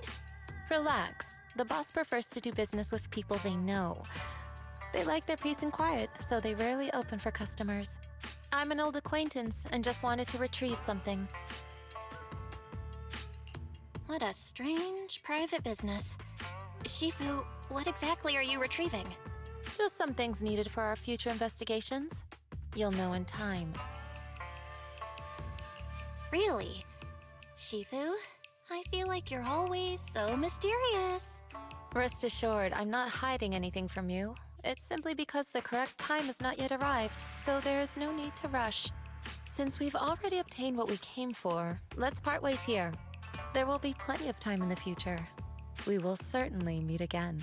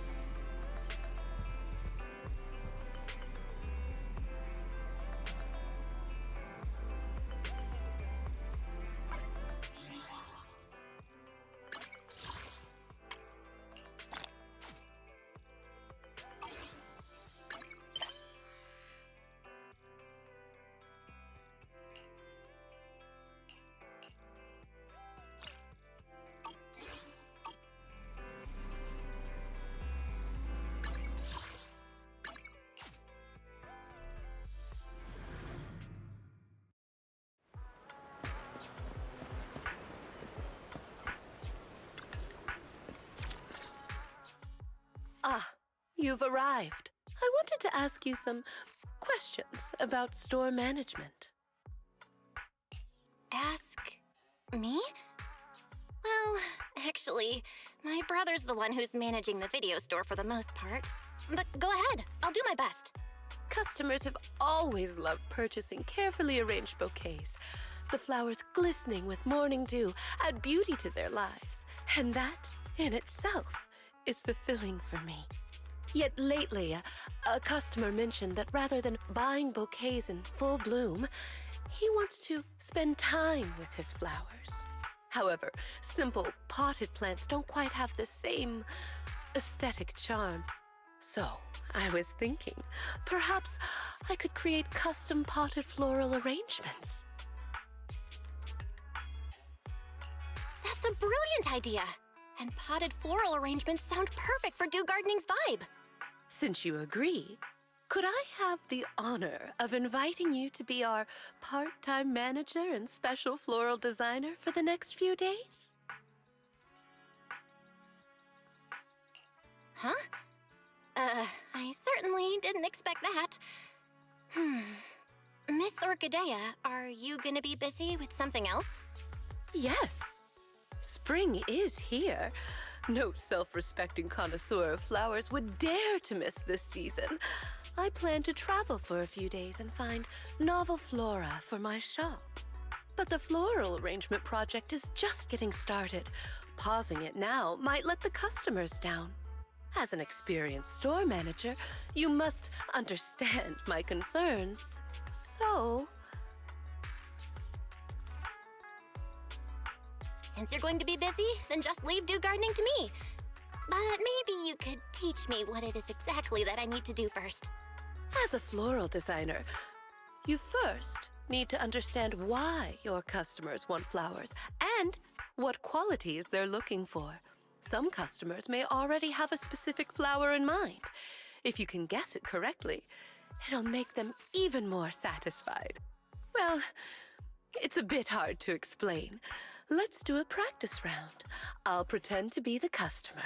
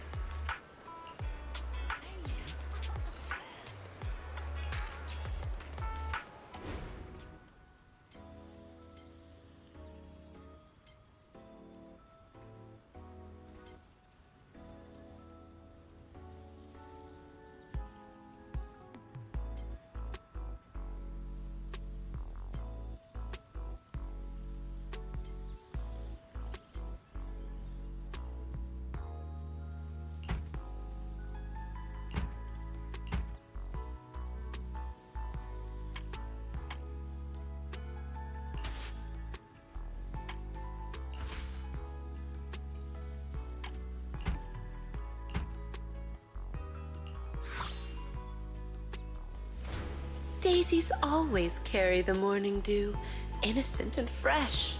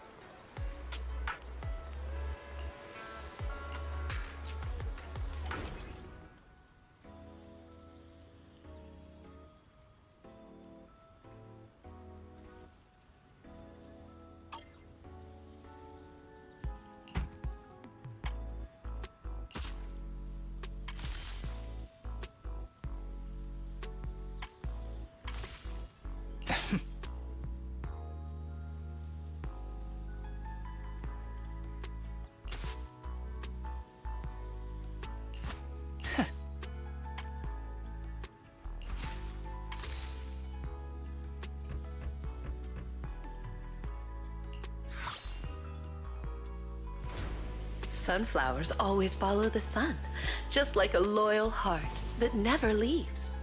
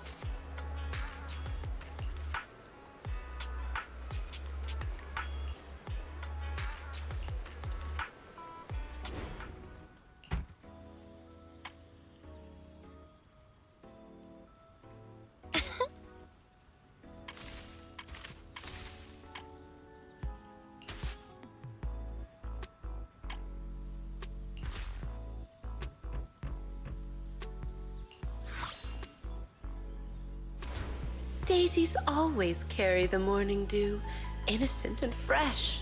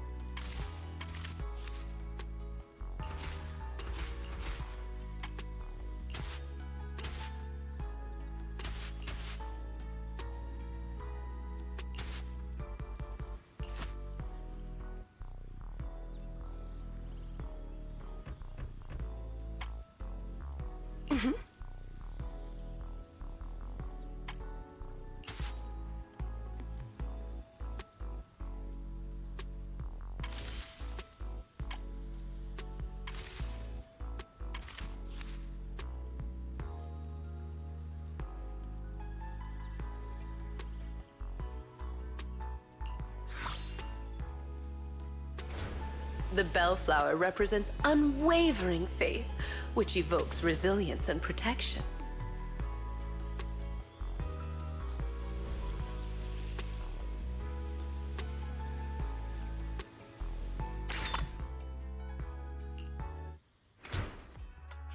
You certainly do have a natural talent for this. No wonder Miss Orchidea was willing to hand her beloved dew gardening to you. You think I have talent, Rena? I didn't do anything super difficult. It's because you easily managed to convey both gentleness and treasured beauty in your work, and didn't find it difficult at all. So you indeed have talent. After all, talent and skill are different. What you accomplished can be considered communication with flowers.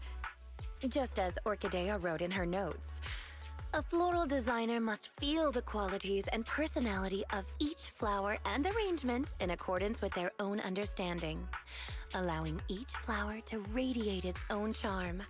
This potted arrangement has achieved that. So, if you're free, I'd love to hear your understanding of different flowers. I've brought snacks. Oh, don't worry. I've already experimented on everyone at Victoria Housekeeping.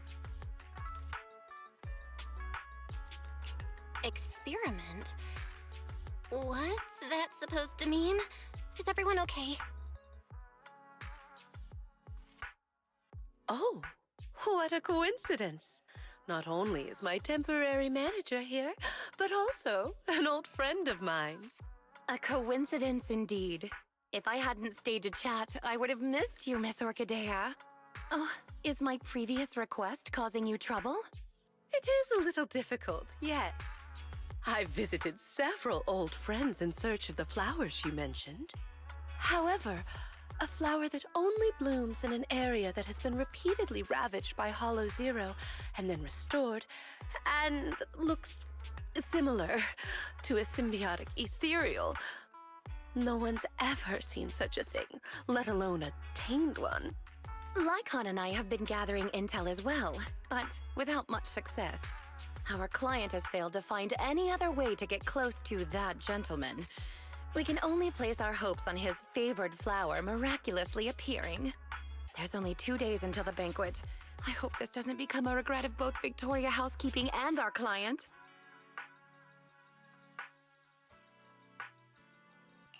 As expected of Victoria Housekeeping, you're so dedicated to every commission you get. Right. It's not easy maintaining a near-perfect completion record and reputation. I'll keep an eye out for you. Fortunately, I've already found a temporary manager who's highly reliable. You've seen Miss Bell's work already, right, Rena? With such a brilliant floral designer here, there's nothing I need to worry about. Agreed. You are truly astute, Miss Orchidea. Then I'll thank you and our dear guide in advance then. The banquet still requires more preparations. Please contact me if there are any new developments.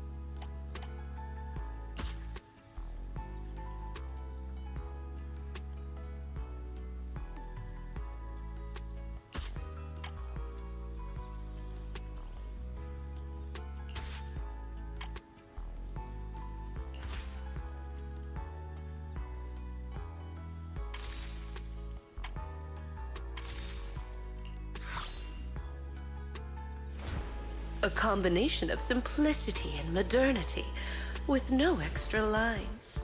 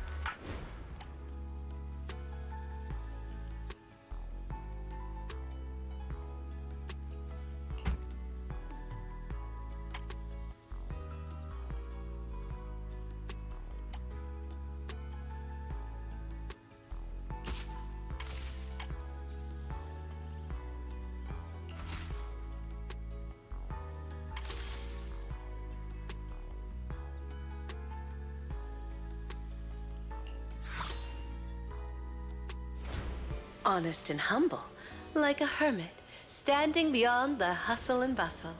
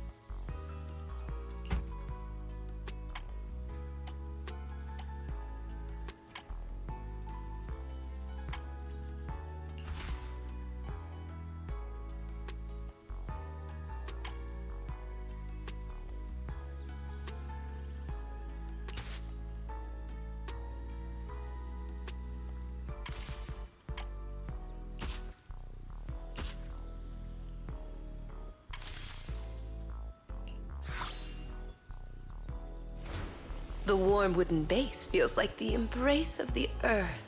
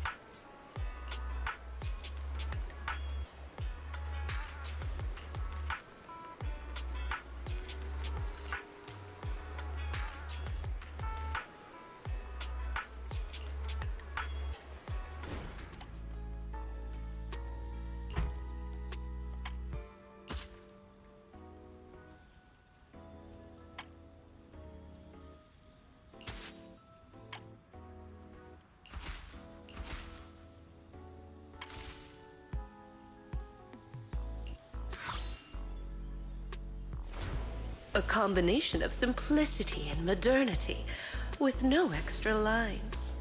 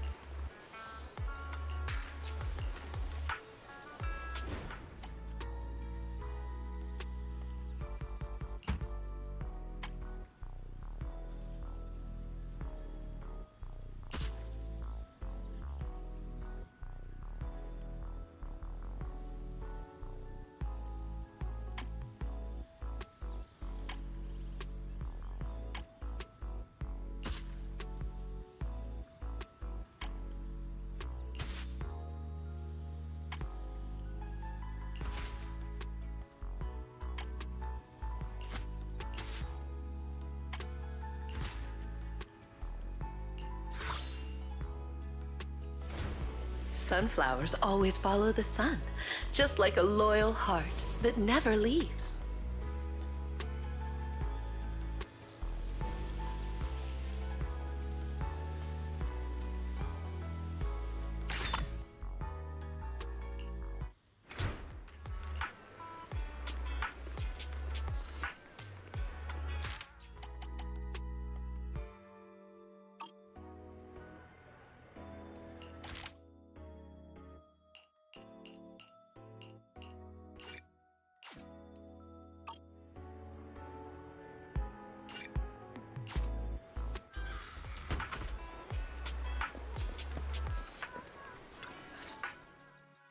Just as I suspected, you're here, Master Proxy.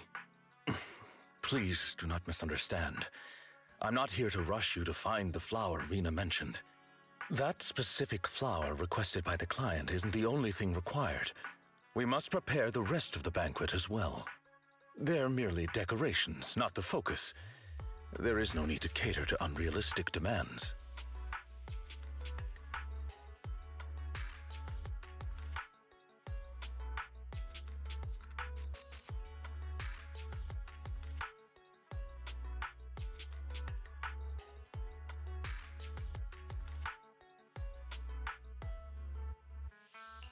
Did I hear that right?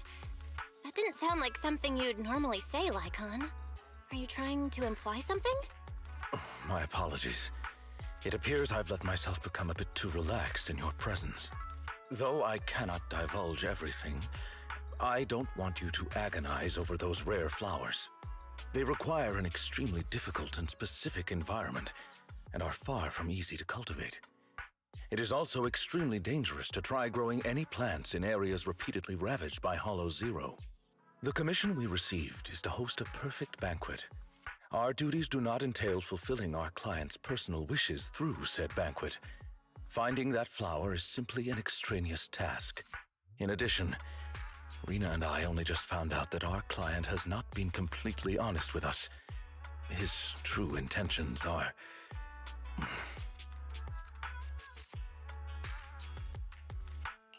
I think I get it. Rena seemed a bit anxious yesterday. But if that's what you say, I believe you. In any case, neither you nor Miss Orchidea of Dew Gardening should put yourselves in danger for that flower. Rena and I both concur on this point.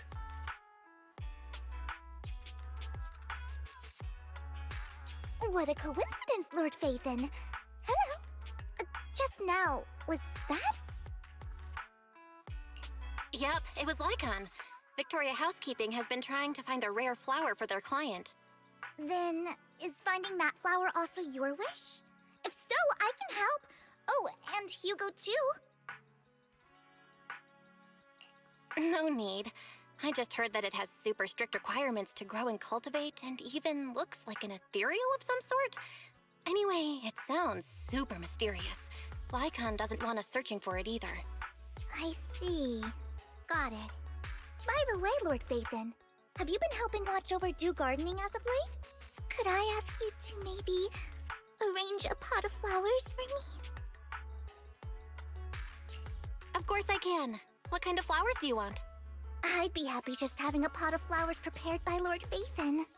But if I have to say, then maybe could you choose the flowers that represent me in your eyes?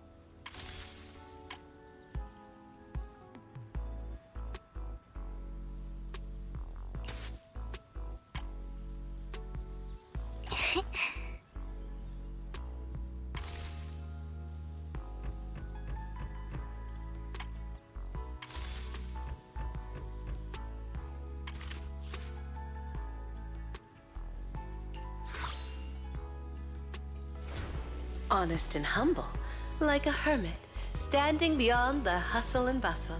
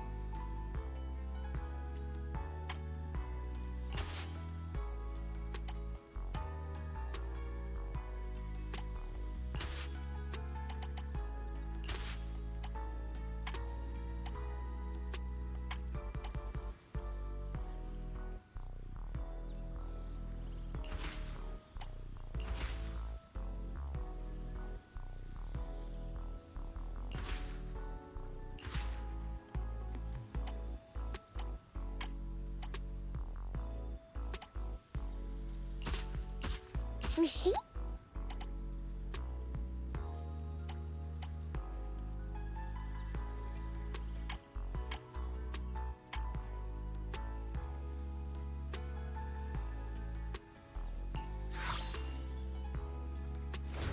The warm wooden base feels like the embrace of the earth.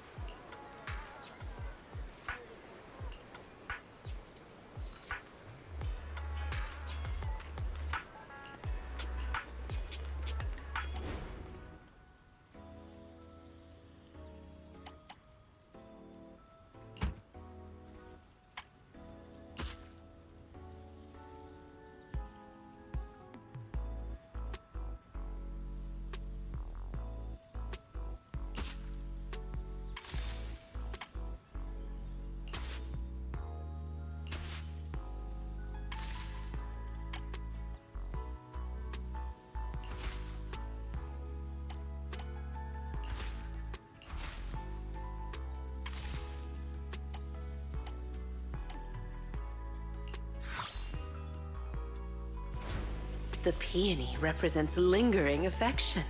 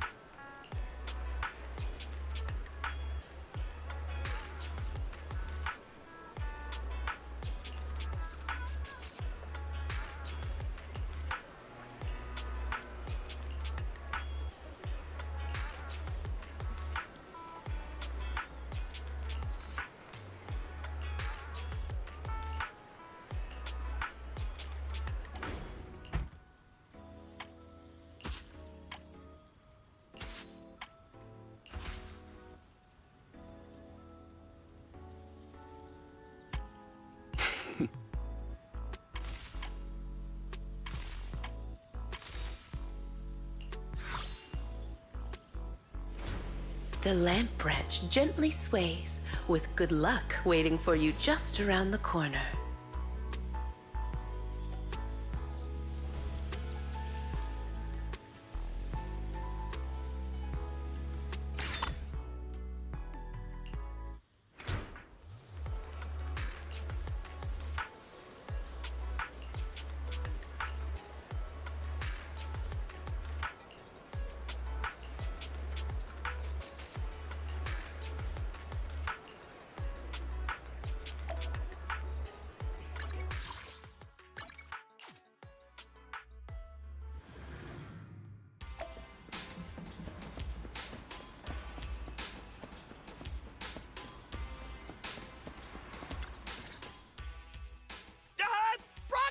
You're here!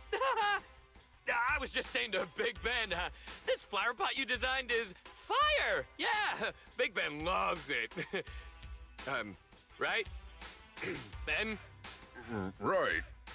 Like I said, the Proxy has a pair of small and dexterous hands, perfect for flower arranging. I love the potted flowers you prepared, Proxy. Just these expenses. I better keep a good record of them. Is that so? You're clearly hiding something from me. Don't even think about lying. Just tell me. We really can't hide anything from you. Why would anyone want to buy flower pots if not for flowers? My bad. I should have explained it more clearly. When I told Anton I wanted flower pots, I really did mean I just wanted the flower pot itself. It's because of these two little troublemakers. They keep knocking over their bowls.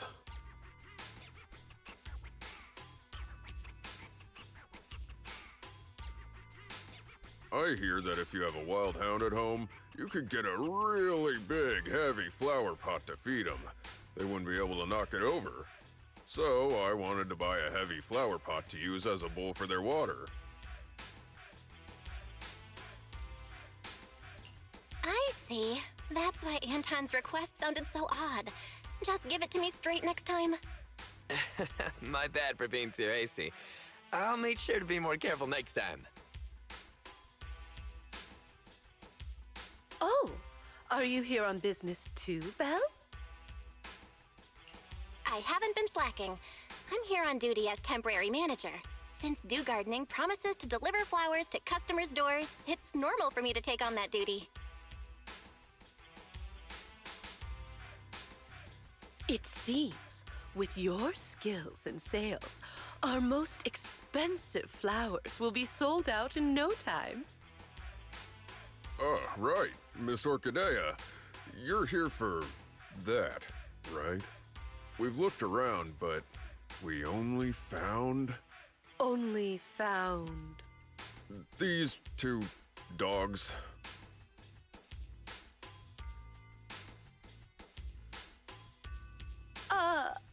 Thank you for your hard work. It's not your fault. That flower is truly rarer than I could have imagined.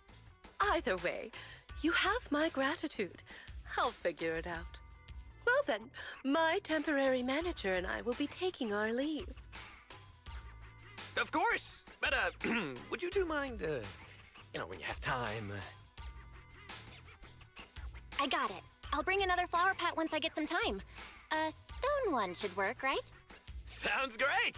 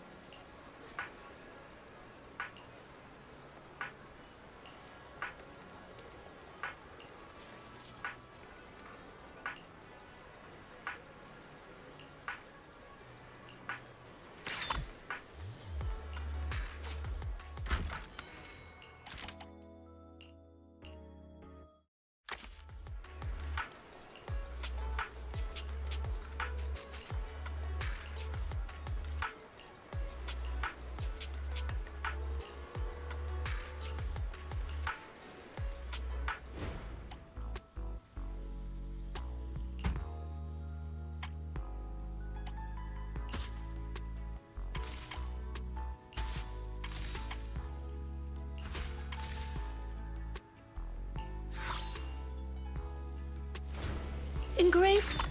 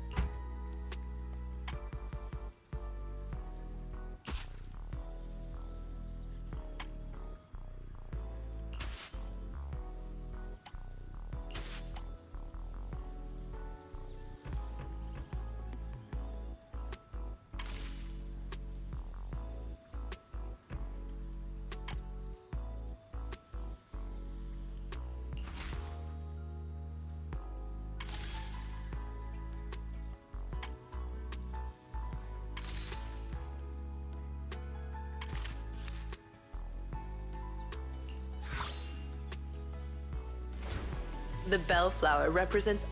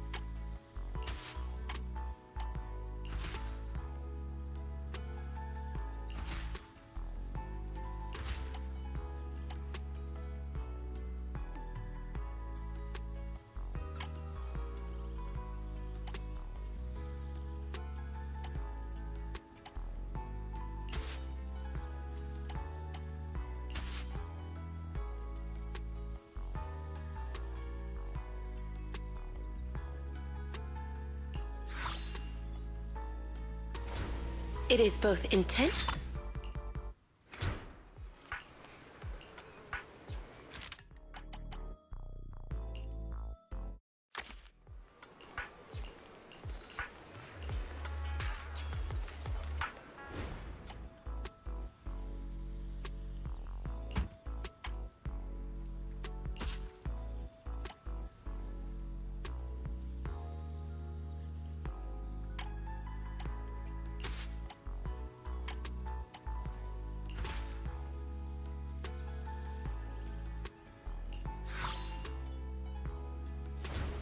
This.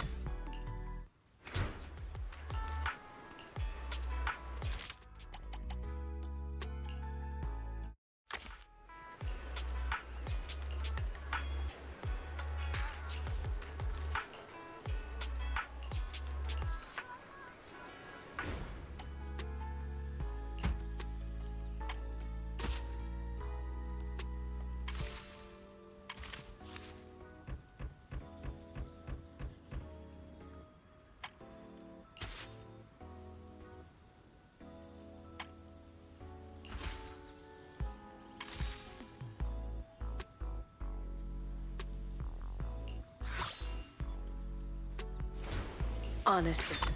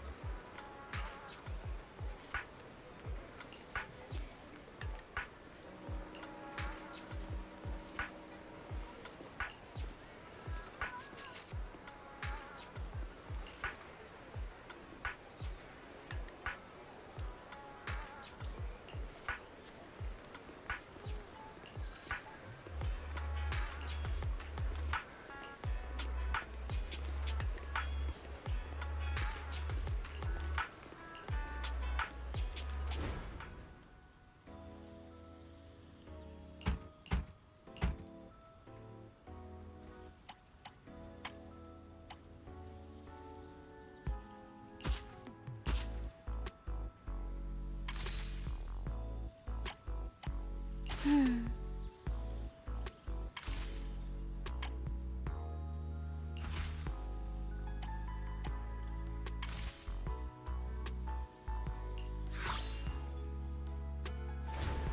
peony represents lingering affection.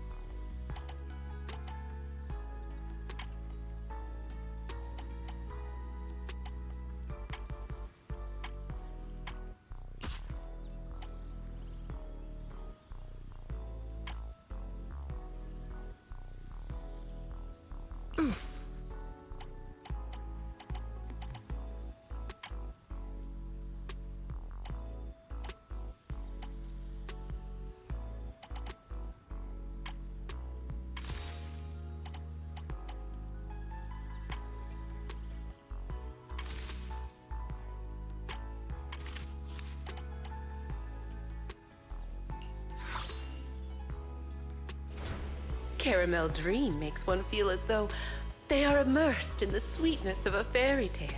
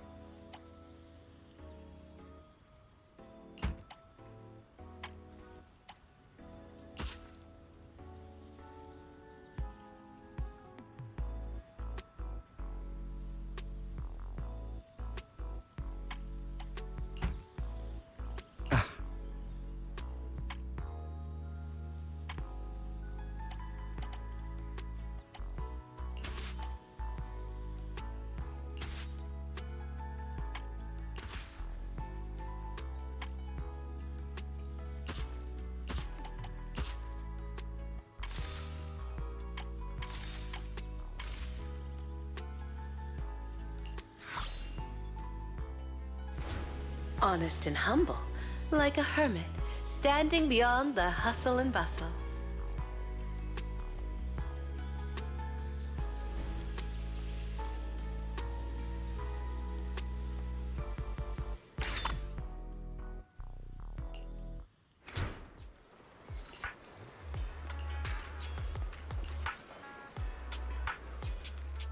What's the matter, manager?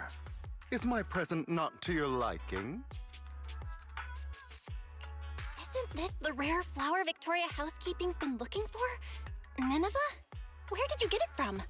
Before Vivian mentioned it, I had never heard of a flower that feeds upon the hollows for nutrients like an ethereal, nor a flower that looks like a symbiotic ethereal. However, it is something that a client of Victoria Housekeeping wanted, so it's not surprising it's rather unique. So I asked around. Let me guess. Did Lycon say something like, "This flower requires an extremely difficult and specific environment and is far from easy to cultivate. It is also extremely dangerous to try growing any plants in areas repeatedly ravaged by Hollow Zero"?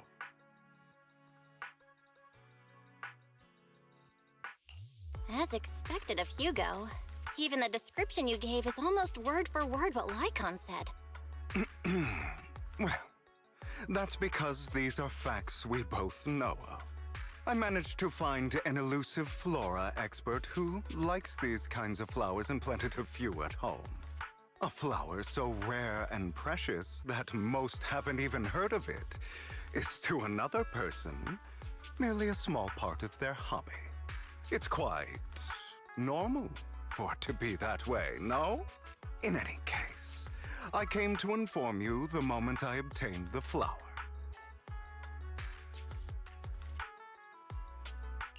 You're so kind, Hugo. But I think Lycon said...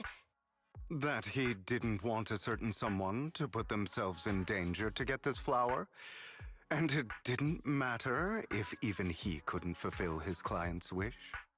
Allow me to assure you, in the process of obtaining Nineveh and gifting it to you, no person nor ethereal came to harm.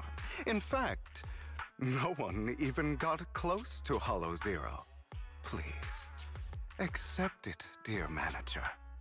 Just take it as if a bird flew by with flowers in its beak and dropped it from the sky as a gift for you, Of course. Since it is a surprise gift, there should be no need to tell anyone where you obtained it.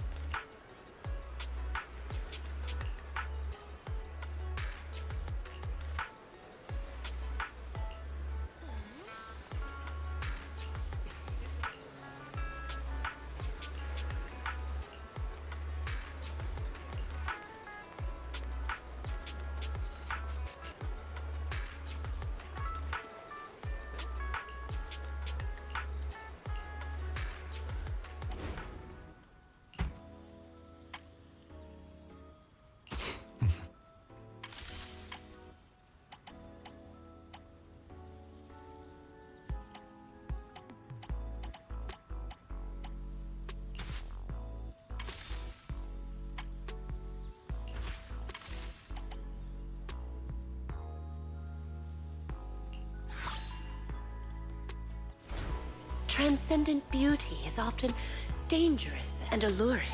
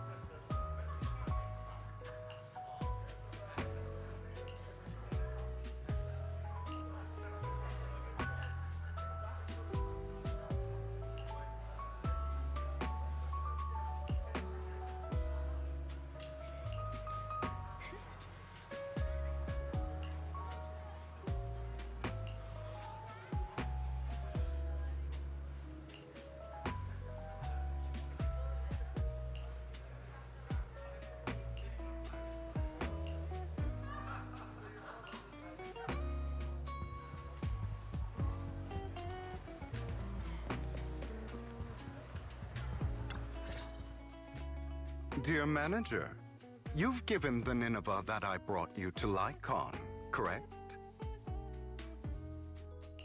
I gave the flower arrangement with Nineveh to Lycon already, yeah.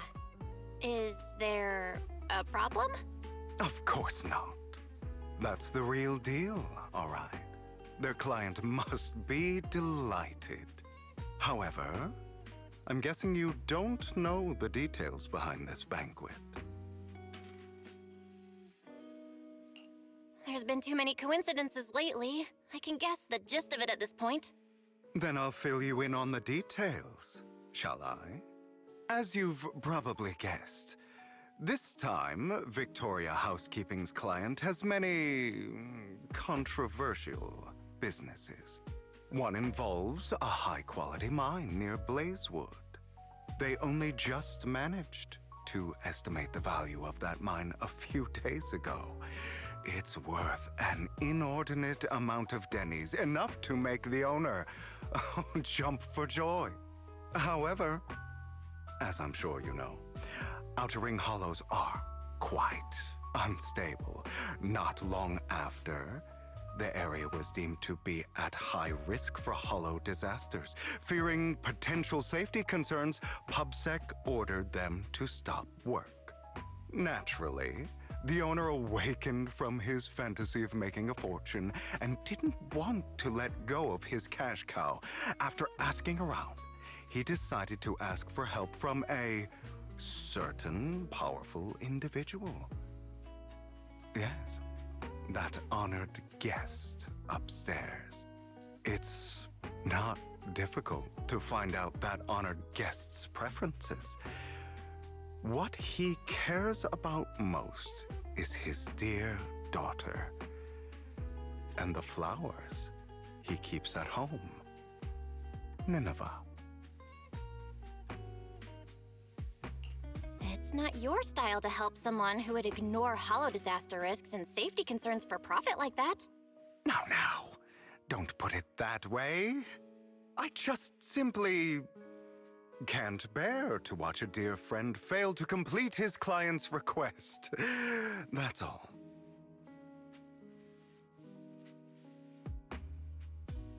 Look at the time. The situation upstairs should have settled by now.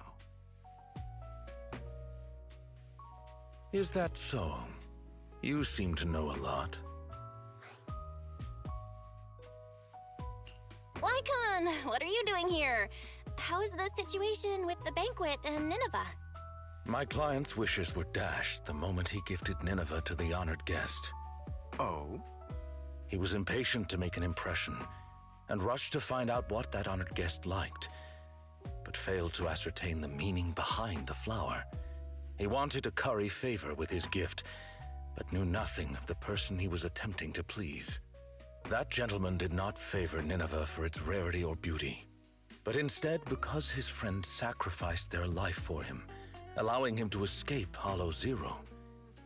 And the area he escaped to just so happened to have Nineveh growing there. Nostalgia from a big shot like that is just like a performance. However, if they've been led onto the stage by another unwillingly, of course he'd be unhappy. Hugo. All right. Continue your heroic narrative about some great and powerful figure. That gentleman favors Nineveh as he doesn't wish to forget his friend's sacrifice. Also to remind himself to continue fighting the hollow disasters and protect more people. As such, someone using this flower to ingratiate himself and convince him to ignore the pressing dangers and sweep it all under the rug never had a sliver of a chance. I see. So that honored guest is Lilac's father? She mentioned Nineveh and her father's friend before. Wow. A story that comes full circle. Amazing. Too bad it was so cliché. You added so many exaggerations, it was hardly even close to an unbiased, objective retelling. You... Oh, did I ruin your perfect performance? So sorry. However, If you could be so kind as to pull yourself together from that sob story and remember the plans we made today. Perhaps you'll realize we have somewhere to be. Say, right about now. Oh, right.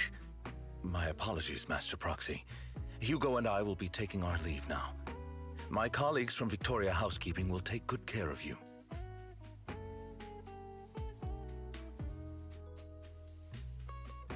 Lord Phaethon, did Lycon and Hugo leave already? No one took this pot of flowers.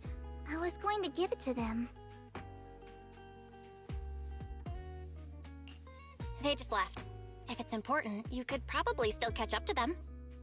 No, I think I'm good. Right. You said before that flowers can be used to express things unsaid. Even the same flower can express different voices, right? The Nineveh that gentleman keeps at home tells of his comrade's sacrifice and protection. However, this one for the banquet is just a welcome from the organizers, trying to butter someone else up. So, even if these are his favorite flowers, he doesn't want them. I understand. But who should have these flowers now? How about me? I've been a floral designer for a while now. It's about time I get my brother something. You are going to keep these flowers, Lord Phaethon? Then, when you see it, you'll be reminded of me.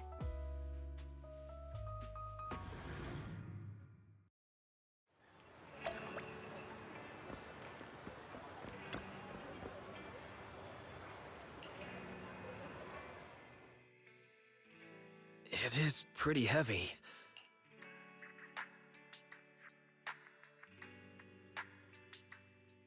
These flowers are pretty inconvenient to carry around, so I thought I'd bring it back home first. It seems kind of familiar, but I don't think I've seen it at the flower shop before. Looks like some sort of particularly rare flower. That's right, it's super rare. Miss Orchidea and Lycon both searched high and low for several days and still couldn't find one. Hugo just so happened to find it and gave it to me. And now it's completed its duty. So, here, I'm gifting it to you. Really? I've heard of the language of flowers before. There's a meaning behind each one, right? You were out for so long, but only came back with this single pot of flowers. Is there a special meaning to it? Maybe that's what other people would do, but that's not why I did it. Guess again, Wise. Then maybe your reasoning is less complicated. Like, it's the most beautiful flower you've ever seen? Nuh-uh, that's not it either. So, if it's not the most beautiful, and it's not to convey a special meaning, then why did you choose it? Because it's the most valuable.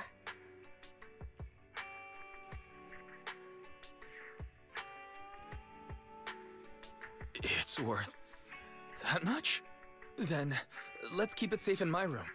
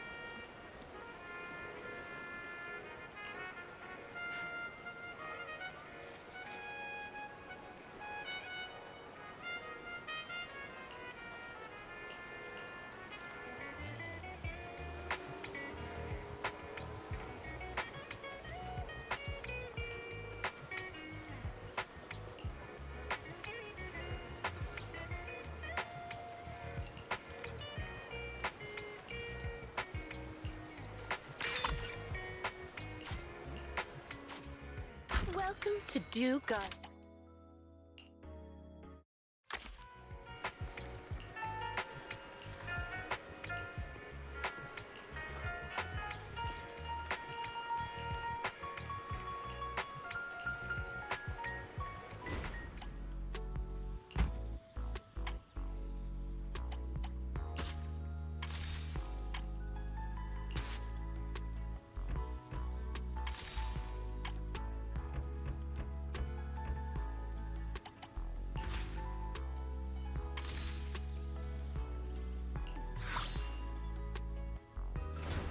A combination.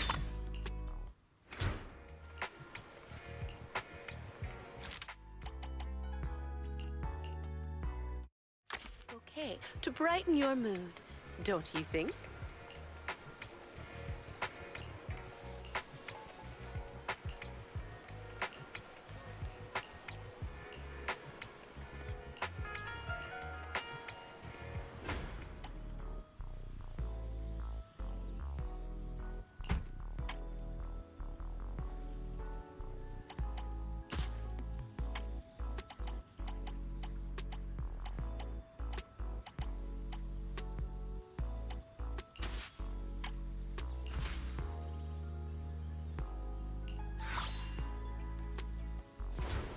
One cannot help but...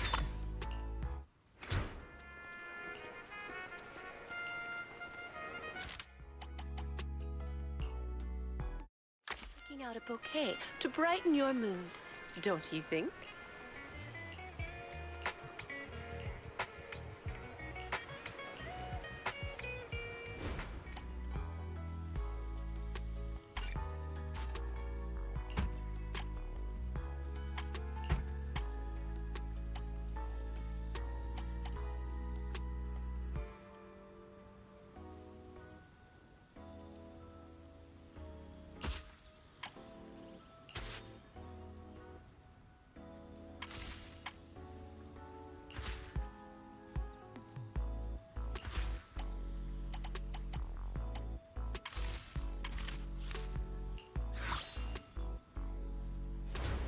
Engraved.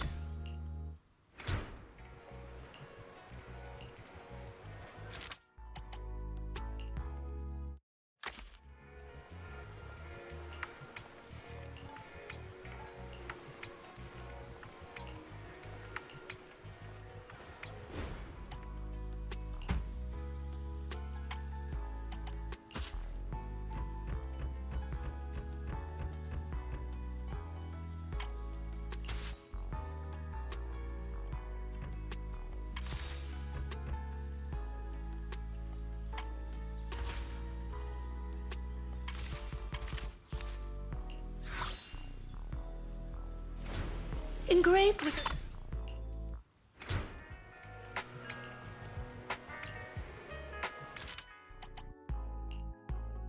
Perfect for picking out a bouquet to brighten your mood, don't you think?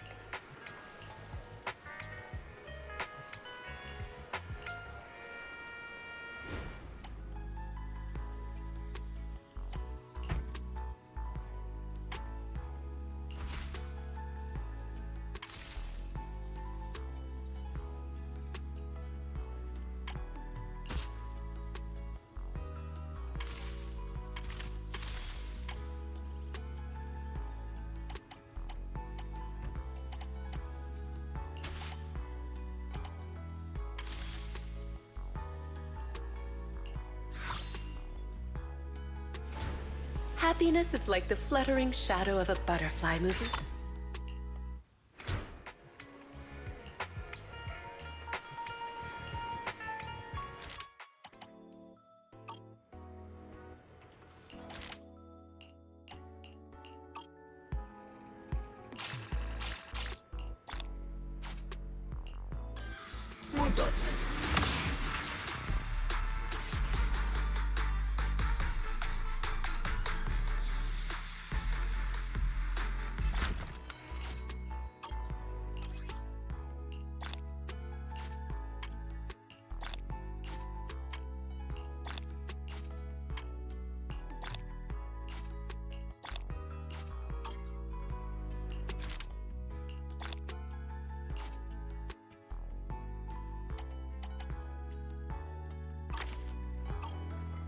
Sometimes, simply looking at flowers is a healing experience. I hope you can find the flower that represents... Sometimes, simply looking at flowers...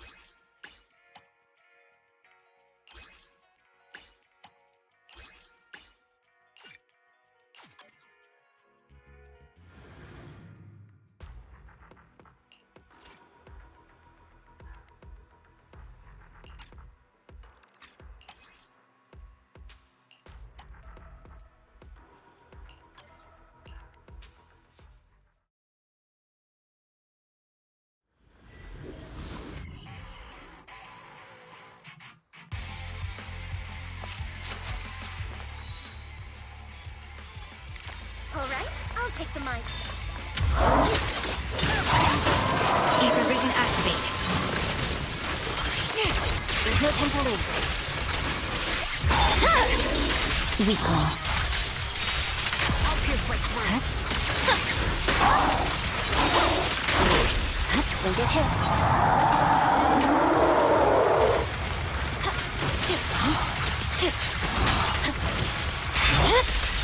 My blade is already sheathed. You're done!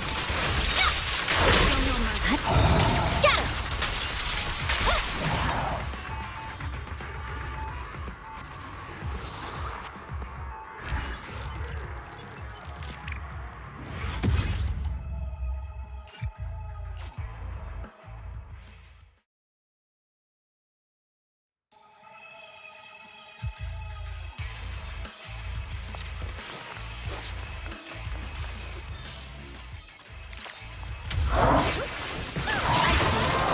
Adjusting for wind.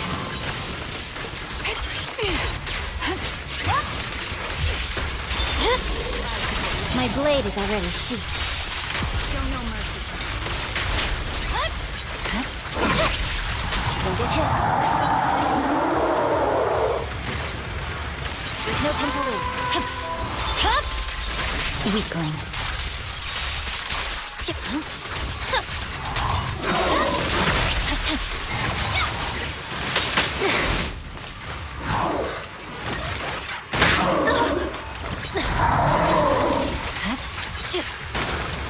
Target locked. You're done. Scatter.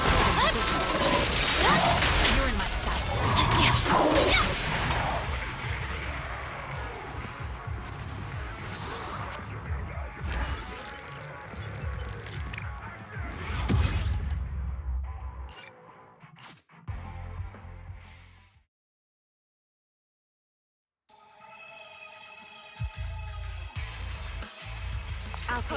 I'll take the mic.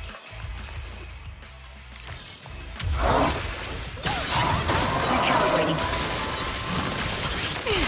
Target locked. I see it. My blade is already sheathed. I'll pierce right through. Don't get hit. Catch the rhythm. over.